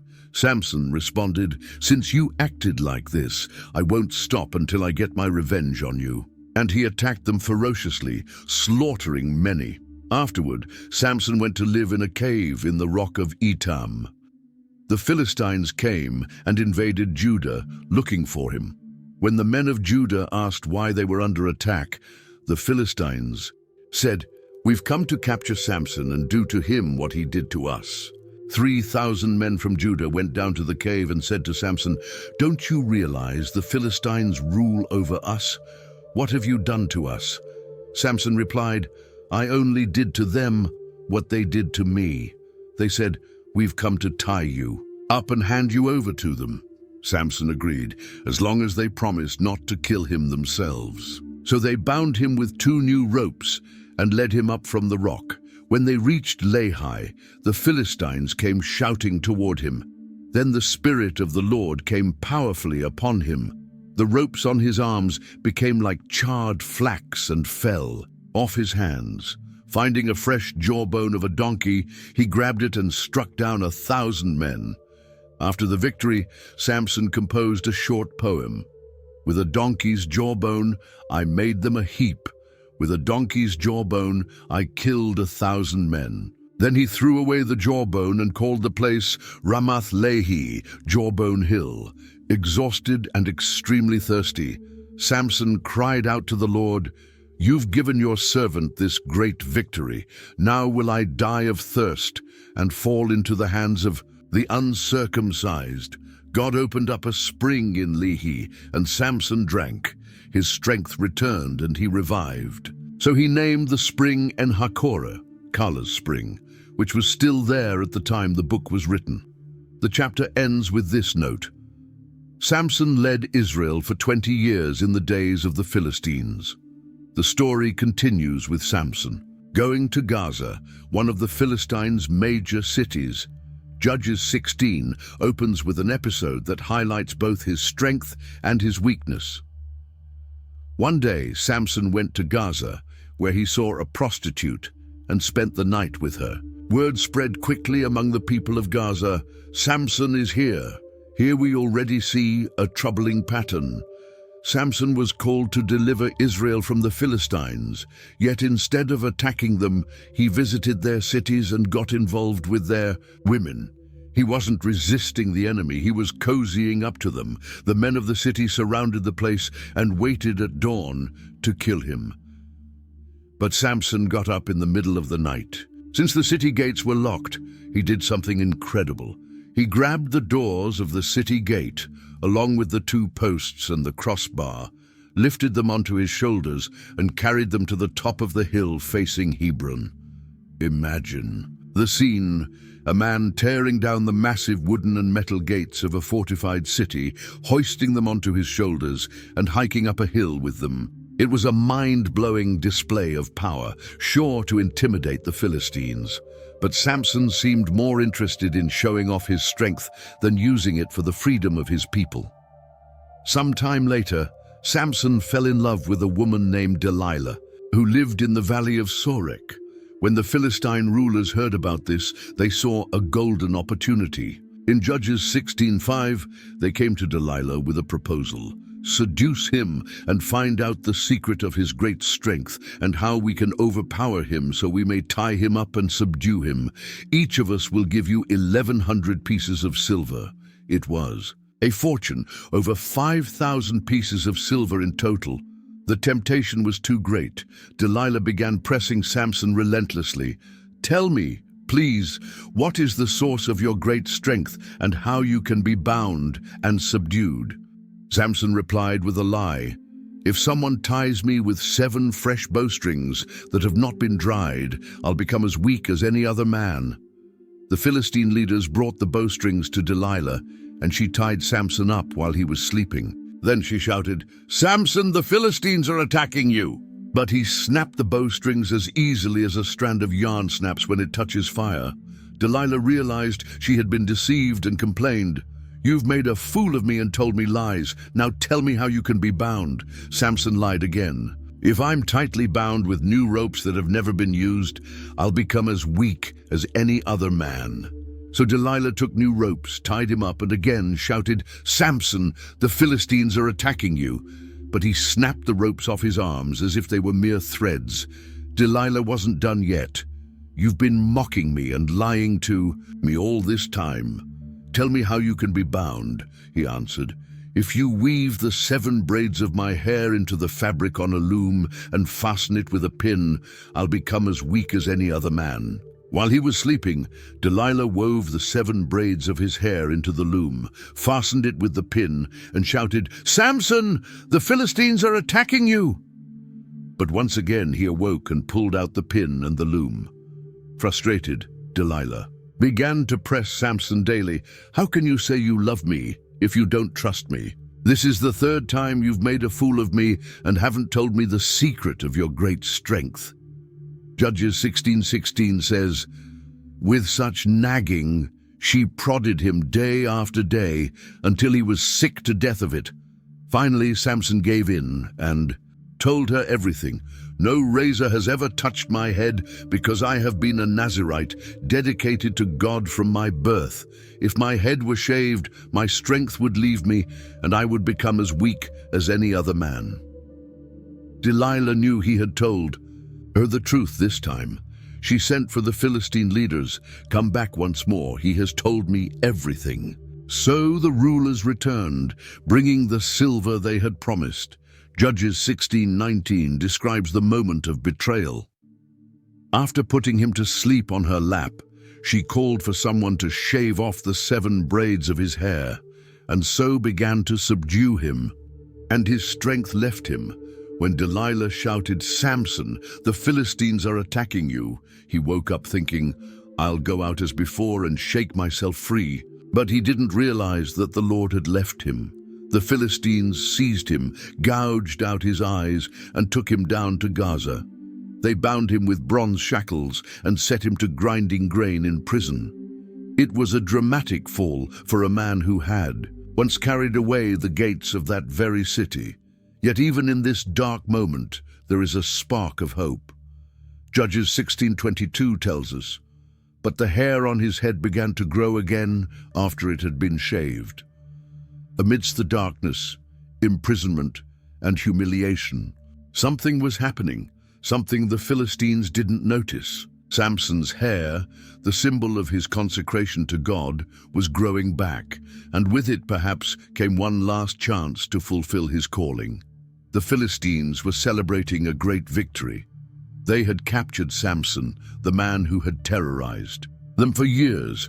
Now he was blind, chained, and humiliated, forced to grind grain like an animal. It was time to praise their God. Judges 16:23-24 says, "Now the rulers of the Philistines assembled to offer a great sacrifice to Dagon their god, and to celebrate, saying, 'Our God has delivered Samson, our enemy, into our hands.' When the people saw him, they praised their God, saying, 'Our God has delivered our enemy into our hands, the one who laid waste our land and multiplied our dead.'"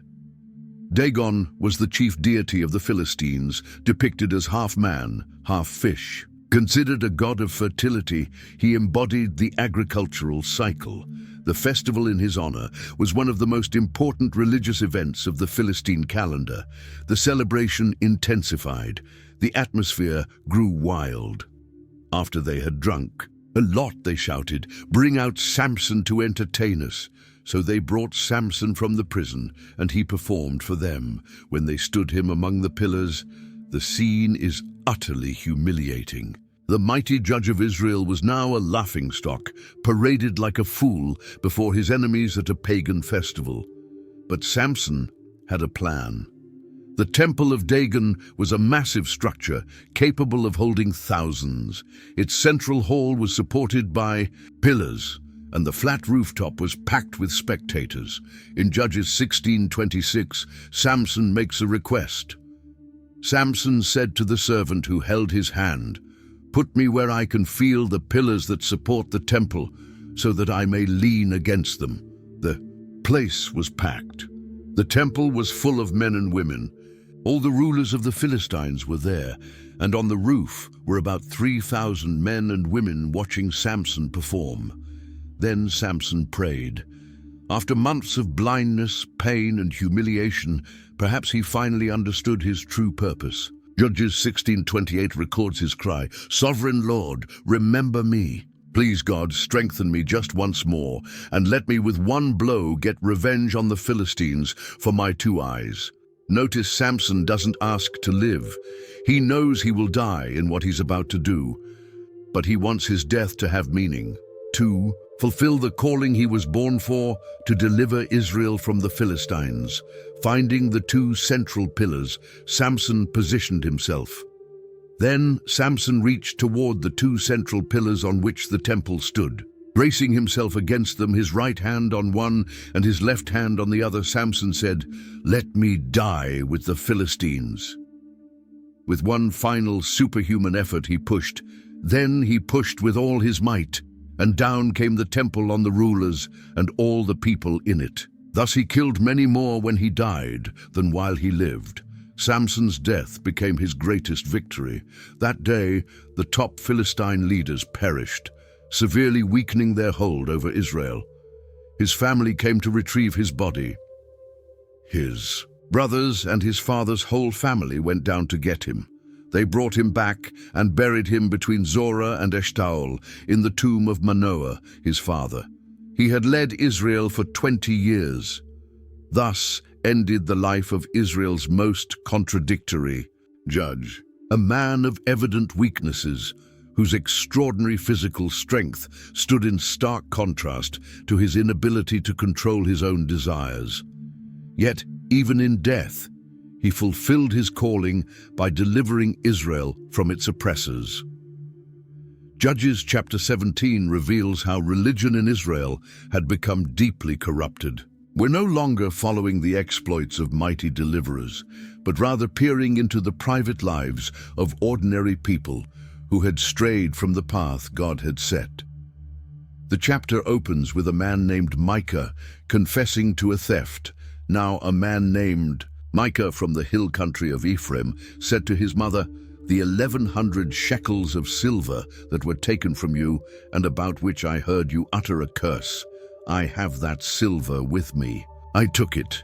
His mother's reaction is startling. Instead of rebuking her son for stealing, she blesses him.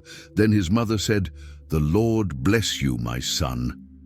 When Micah returned the 1,100 silver shekels, she made a declaration, "I solemnly consecrate my silver to the Lord for my son's benefit, to make an image overlaid with silver. I will give it back to you." This is a clear sign of how distorted worship had become in Israel. She believed she was honoring the Lord by commissioning an idol, something explicitly forbidden in the Ten Commandments. She gave 200 shekels back to her son, who then took them to a silversmith to have an image and idol made. In Judges 17:5-6, we read more about Micah. Now this man Micah had a shrine, and he made an ephod and some household gods, and installed one of his sons as his priest. In those days, Israel had no king. Everyone did as they saw fit. That last line is key to understanding the entire era of the Judges. Without centralized leadership to enforce God's law, everyone interpreted religion their own way. Micah had essentially invented his own personal version of worship, with a private shrine, household gods, and even his son acting as priest, though only members of the tribe of Levi were authorized to serve as priests. One day, a young Levite from Bethlehem in Judah, traveling in search of a place to settle, arrived at Micah's house. In Judges 17:9-10, we read about their meeting. Micah asked him, "Where are you from?" "I'm a Levite from Bethlehem in Judah," he said, "and I'm looking for a place to stay." Then Micah said to him, "Live with me and be my father and priest, and I'll give you 10 shekels of silver a year, your clothes and your food." The offer was tempting, and the Levite agreed to stay. He became like one of Micah's own sons. Micah then consecrated the Levite, who became his personal priest and lived in his house. With this, Micah believed he had secured divine favor. "Now I know that the Lord will be good to me, since this Levite has become my priest." He assumed that having an official Levite legitimized his household worship, even though it mixed genuine worship with idolatry. Meanwhile, the tribe of Dan was struggling to settle in the land allotted to them. Judges 18:1 tells us, "In those days, Israel had no king, and in those days, the tribe of the Danites was seeking a place of their own where they might settle, because they had not yet come into an inheritance among the tribes of Israel." The Danites were unable to fully dislodge the original inhabitants, especially the Amorites, who restricted them to the hill country. So, they decided to look for new territory, sending out 5 brave men as spies. On their journey, these men passed by Micah's house and recognized the Levite's voice. They stopped to speak with him and asked, "What are you doing in this place? What brings you here?" The Levite explained his arrangement with Micah. "Micah has hired me, and I am his priest. Then the spies asked for divine guidance. Please inquire of God to learn whether our journey will be successful. The Levite gave them a favorable answer. Go in peace, your journey has the Lord's approval. The 5 men then traveled to Laish, a city far to the north, isolated from other Israelite tribes. They saw that the people there lived in peace and security, like the Sidonians, carefree, unsuspecting, and unaligned with any other group. The land was spacious, fertile, and lacking nothing. The spies returned with their report. Let's attack them. We've seen that the land is very good. Why wait? Don't hesitate to go there and take it over. When you arrive, you'll find an unsuspecting people and a spacious land that God has put into your hands, a land that lacks nothing. So 600 armed men from the tribe of Dan set out to conquer Laish. On their way, they again passed by Micah's house. The 5 spies told the others about the religious objects they had seen there. You know that one of these houses has an ephod, some household gods, a carved image, and a cast idol. Now you know what to do. The Danites decided to steal Micah's religious items. In Judges 18:18-19, we read what happened when they confronted the Levite. When the men went into Micah's house and took the carved image, the ephod, the household gods, and the cast idol, the priest said to them, "What are you doing?" They answered him, "Be quiet, don't say a word. Come with us and be our father and priest. Isn't it better that you serve a tribe and clan in Israel as priest rather than just one man's household?" The Levite liked the proposal. Judges 18:20 says, "The priest was very pleased. He took the ephod, the household gods, and the carved image, and went along with the people. When Micah and his neighbors realized what had happened, they pursued the Danites and caught up with them. "What's the matter with you that you called out your men to fight?" they asked. Micah replied, "You took the gods I made and my priest and went away. What do I have left? How can you even ask? What's the matter with you?" The Danites' response was a direct threat. "Don't argue with us, or some of the men may get angry and attack you, and your family will lose your lives." Faced with this threat, Micah, realizing they were far too strong for him, turned back and returned home. The Danites continued their journey with the stolen priest and idols. When they arrived at Laish, they attacked the peaceful and unsuspecting people. They struck them down with the sword and burned the city. There was no one to rescue them, because Laish was far from Sidon and had no alliance with anyone. After destroying the city, the Danites rebuilt it and settled there, renaming it Dan in honor of their ancestor. They set up the stolen idols and appointed the Levite and his descendants as priests for the tribe until the time of the exile, when the Ark of God was still in Shiloh.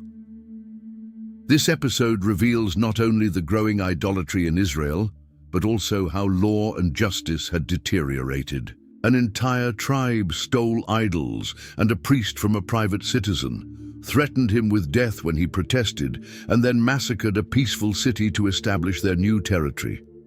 All of this was done with the blessing of a Levite priest, someone who should have known and taught God's law. Judges chapter 19 recounts one of the darkest episodes in the Bible, showing how deeply morality had declined in Israel. The story begins, "In those days when there was no king in Israel, a Levite living in a remote area in the hill country of Ephraim took a concubine from Bethlehem in Judah. This Levite, unlike the one from the previous story, is not portrayed as an idolater. He lived in a remote region of Ephraim and had a concubine, a secondary wife with fewer legal rights, from Bethlehem. However, their relationship was not going well. She was unfaithful to him and left, returning to her father's house in Bethlehem, Judah. After 4 months, her husband went to persuade her to return. He took his servant and 2 donkeys. The young woman's father was glad to receive the Levite and urged him to stay a few days. The hospitality stretched out longer than expected, and the Levite ended up staying 5 days. Finally, on the 5th day in the afternoon, he departed with his concubine and servant, despite his father-in-law's attempts to make him stay another night. Since it was already late, they only made it as far as Jebus, the former name of Jerusalem, by sunset. The servant suggested they stay in the city of the Jebusites, but the Levite refused. "We will not stay in a foreign city whose people are not Israelites. We will go on to Gibeah or Ramah." The irony of this decision would soon become clear. The Levite chose not to stay in a foreign city, assuming they would receive better hospitality in an Israelite town. The reality would prove to be very different. They arrived in Gibeah, a city of the tribe of Benjamin, after the sun had set. They sat in the city square, but no one offered them lodging for the night. Hospitality was a core value in the ancient Near East, and this lack of welcome already signaled that something was wrong in Gibeah.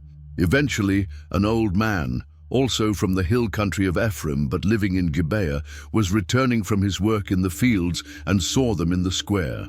He asked, "Where are you going? Where do you come from?" The Levite explained their situation and assured him that they had everything they needed: straw and fodder for the donkeys, and bread and wine for himself, his concubine, and the servant. All they lacked was a place to sleep. The old man insisted, "Peace be with you. Let me supply all your needs, but don't spend the night in the square." He took them into his house, fed the donkeys, and after they had washed their feet, they ate and drank. While they were enjoying themselves, wicked men from the city surrounded the house. In Judges 19:22, we read, "While they were enjoying themselves, some of the wicked men of the city surrounded the house. Pounding on the door, they shouted to the old man who owned the house, 'Bring out the man who came to your house so we can have sex with him.'" The scene is disturbingly similar to what happened with the angels who visited Lot in Sodom, Genesis 19. The men of the city wanted to sexually assault the guest, showing utter contempt for God's law and the basic norms of hospitality. The old man tried to protect his guest. "No, my friends, don't be so vile. Since this man is my guest, don't do this outrageous thing. Look, here are my virgin daughter and his concubine. I will bring them out to you now, and you can abuse them and do whatever you wish.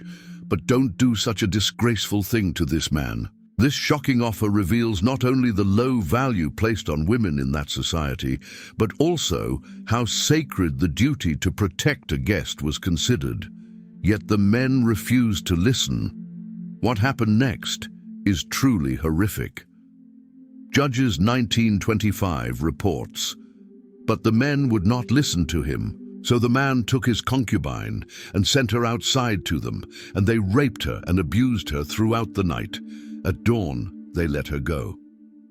At daybreak, the woman collapsed at the entrance of the house where her master was staying and lay there until daylight. When the Levite got up in the morning and opened the door to set out on his journey, he saw his concubine lying at the door with her hands on the threshold. He said to her, "Get up, let's go." There was no answer. The woman was dead, a victim of the previous night's brutality. The Levite put her on his donkey and went home. Once there, he took a knife, cut her body into 12 pieces, and sent them throughout the territory of Israel with a message about the terrible crime committed in Gibeah. Everyone who saw it said, "Such a thing has never been seen or done since the day the Israelites came up out of Egypt. Consider it. Take counsel. Speak up."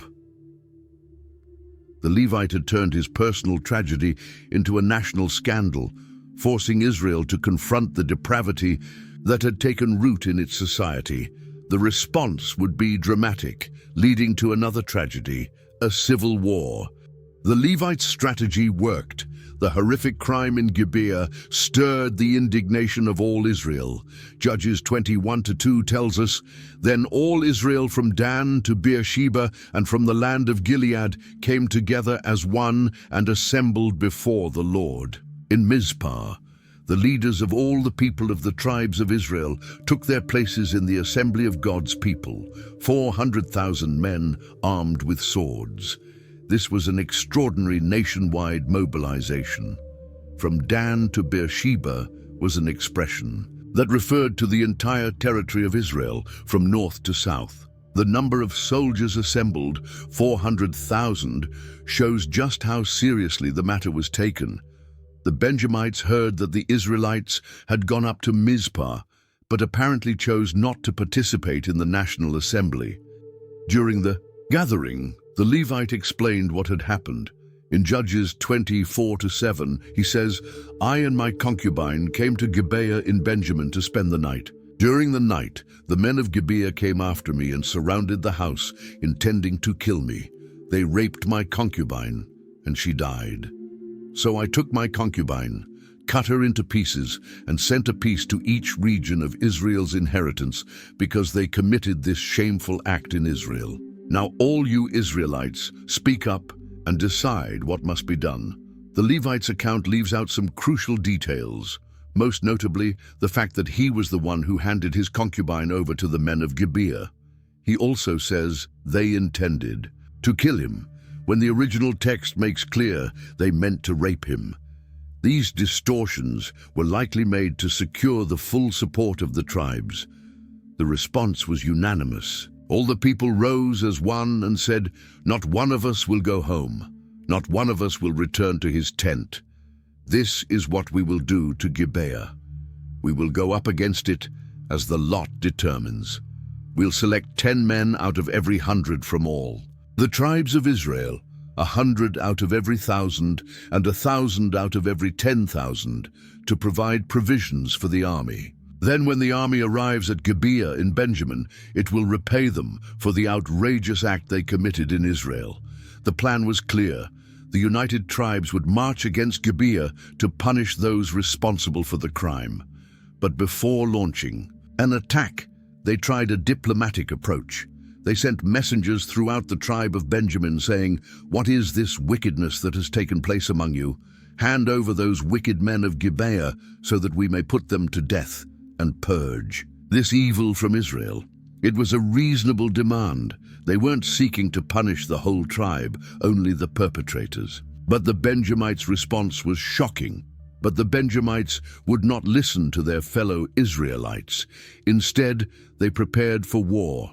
From their towns, they came together at Gibeah to fight against the Israelites.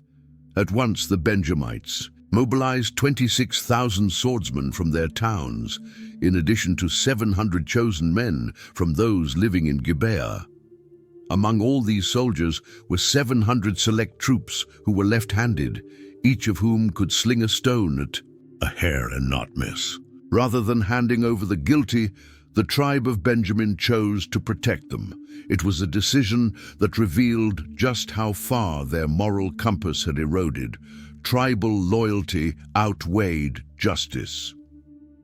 On the other side, the united tribes also gathered their forces. The Israelites, apart from Benjamin, mustered 400,000 swordsmen, all of them experienced warriors. Before going into battle, the Israelites went up to Bethel to consult God. "Who of us shall go first to fight against the Benjamites?" The Lord replied, "Judah shall go first." The stage was set for one of the most tragic civil wars in Israel's history. A nation that was supposed to be united in worship of the Lord and obedience to divine law was now about to turn its weapons on itself. The next morning, the Israelites encamped near Gibeah to launch their attack. But the first battle didn't go as expected. In Judges 20:21, we read, "The Benjamites came out of Gibeah and cut down 22,000 Israelites on the battlefield that day." This unexpected defeat shook the Israelites. Even though they vastly outnumbered their opponents, they lost thousands of men. They went up to the sanctuary, wept before the Lord until evening, and asked, "Shall we go up again to fight against "The Benjamites, our fellow Israelites." The Lord answered, "Go up against them." So the Israelites gathered their courage and took their positions again at the same place as the first day. But when they advanced on the second day, they were again defeated. The Benjamites came out from Gibeah to meet them and cut down another 18,000 Israelites, all of them armed with swords. This second loss was even more devastating. In just 2 days, 40,000 Israelites had fallen. The entire army went up to Bethel, where they sat weeping before the Lord. They fasted until evening and offered burnt offerings and fellowship, offerings to the Lord. This time, their inquiry to God was more earnest, and the Israelites inquired of the Lord. In those days, the Ark of the Covenant of God was there, with Phinehas, son of Eleazar, the son of Aaron, ministering before it.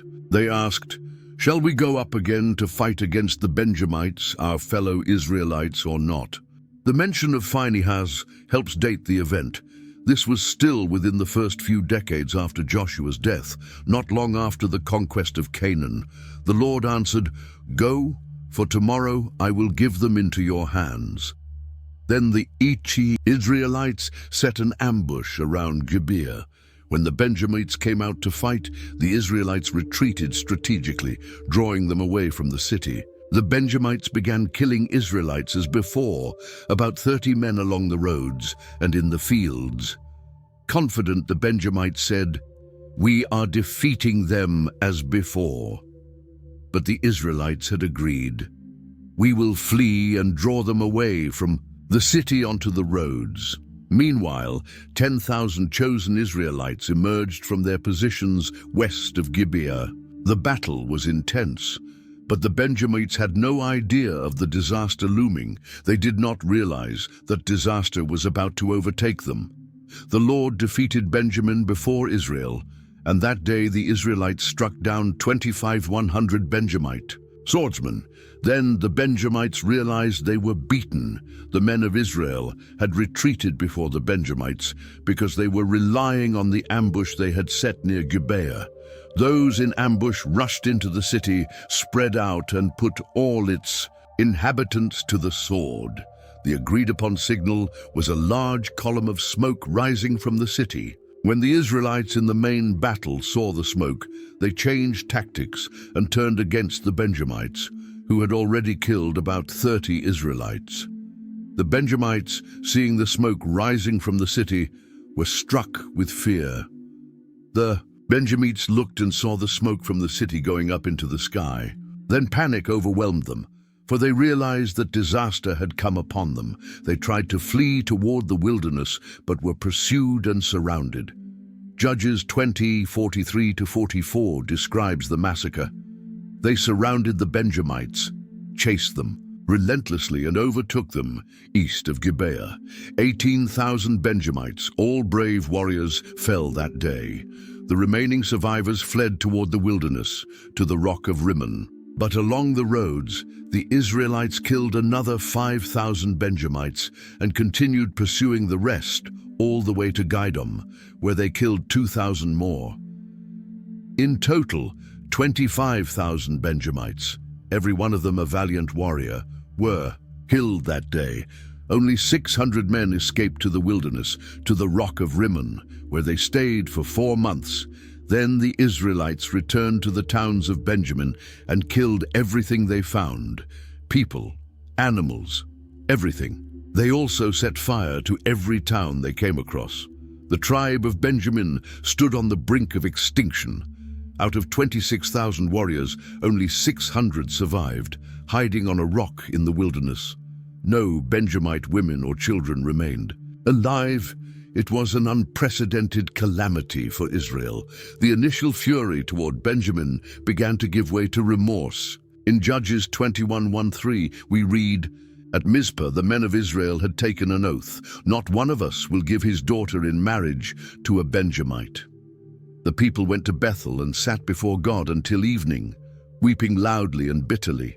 'O Lord God of Israel,' they cried, 'why has this happened in Israel? Why should one tribe be missing from Israel today?' The thought of losing one of the 12 tribes horrified them. They had vowed not to give their daughters in marriage to the Benjamites, but now they realized this would mean the end of the tribe. How could the 600 survivors ever find wives? The next morning they built an altar and offered burnt offerings and fellowship offerings. Then they remembered another oath they had made. Who among all the tribes of Israel failed to appear before the Lord at Mizpah? They had vowed that anyone who failed to appear would be put to death. It turned out that no one from Jabesh Gilead had joined the assembly. To confirm, they conducted a census and found no one from that city. So the assembly sent 12,000 warriors to Jabesh Gilead with orders to kill every inhabitant, including women and children. The only exception would be the young virgin girls, who were to be spared. They found 400 virgin girls in Jabesh Gilead and brought them to the camp at Shiloh in the land of Canaan. Then the whole assembly sent a peace offering to the Benjamites at the rock of Rimmon, inviting them to return. The 600 Benjamite men came back and received the women from Jabesh Gilead who had been spared. But it wasn't enough. There were only 400 women for 600 men. 200 Benjamites were still without wives. The people were distressed over Benjamin's fate, for the Lord had created a breach among the tribes of Israel. The leaders of the assembly asked, "How can we find wives for those who are left, since the women of Benjamin have been destroyed?" They couldn't simply give their own daughters because of the oath. Then someone came up with another solution. "Look, there's the annual festival of the Lord in Shiloh, north of Bethel, east of the road that goes from Bethel to Shechem, and south of Lebanah." They instructed the remaining Benjamite men, "Go hide in the vineyards and watch. When the young women of Shiloh come out to join the dancing, each of you should rush out of the vineyards and seize one of them to be your wife. Then return to the land of Benjamin." If the girls' fathers or brothers came to complain, the Israelite leaders would say, "Do us a favor, let them keep the women. We couldn't find wives for them in battle. And besides, you didn't actually give your daughters to them, so you're not breaking your oath." The Benjamites followed the plan. Each man kidnapped one of the girls who were dancing and took her as his wife. Then they returned to their land, rebuilt their towns, and settled there. This bizarre arrangement allowed the Israelites to technically get around their oath, though it clearly violated the spirit of the law. The young women of Shiloh had no say. They were simply taken. With that, the immediate crisis was resolved. The tribe of Benjamin was preserved, though drastically reduced. The Israelites then dispersed, returning to their tribes and clans, each to his own inheritance. The book of Judges ends with a sentence that perfectly sums up the moral and social chaos of the time. "In those days, there was no king in Israel. Everyone did what was right in his own eyes." That phrase appears 4 times throughout the book, underscoring how the absence of a central authority to enforce God's law led to moral decay. What began with idolatry and disobedience ended in horrific crimes and civil war. The story of Judges serves as a stark warning of what happens when a people abandons its moral and spiritual foundations. The nation that had once entered the Promised Land, united and full of purpose, was now torn apart by internal conflict, with one of its 12 tribes nearly wiped out. My friend, we've reached the end of this incredible journey through the book of Judges. We've seen how Israel went from a unified nation under Joshua to a people without direction, where everyone did what was right in his own eyes. We followed unlikely heroes like Gideon and Samson, witnessed the courage of Deborah and the tragedy of Jephthah, and saw just how far a people can fall when they stray from divine principles. This story, over 3,000 years old, still speaks volumes today. It reminds us that the choices we make, as individuals and as a society, carry real consequences. If you enjoyed this perspective on the Book of Judges and want more content like this, don't forget to subscribe to the channel. Every subscription helps me keep producing these biblical narratives we all love. And why not share this video with your friends and family? There might be someone in your circle who needs to experience these stories in a fresh and engaging way. In the upcoming episodes, we'll continue our journey through the pages of the Bible, discovering together the treasures of this extraordinary book. Until then, stay in peace.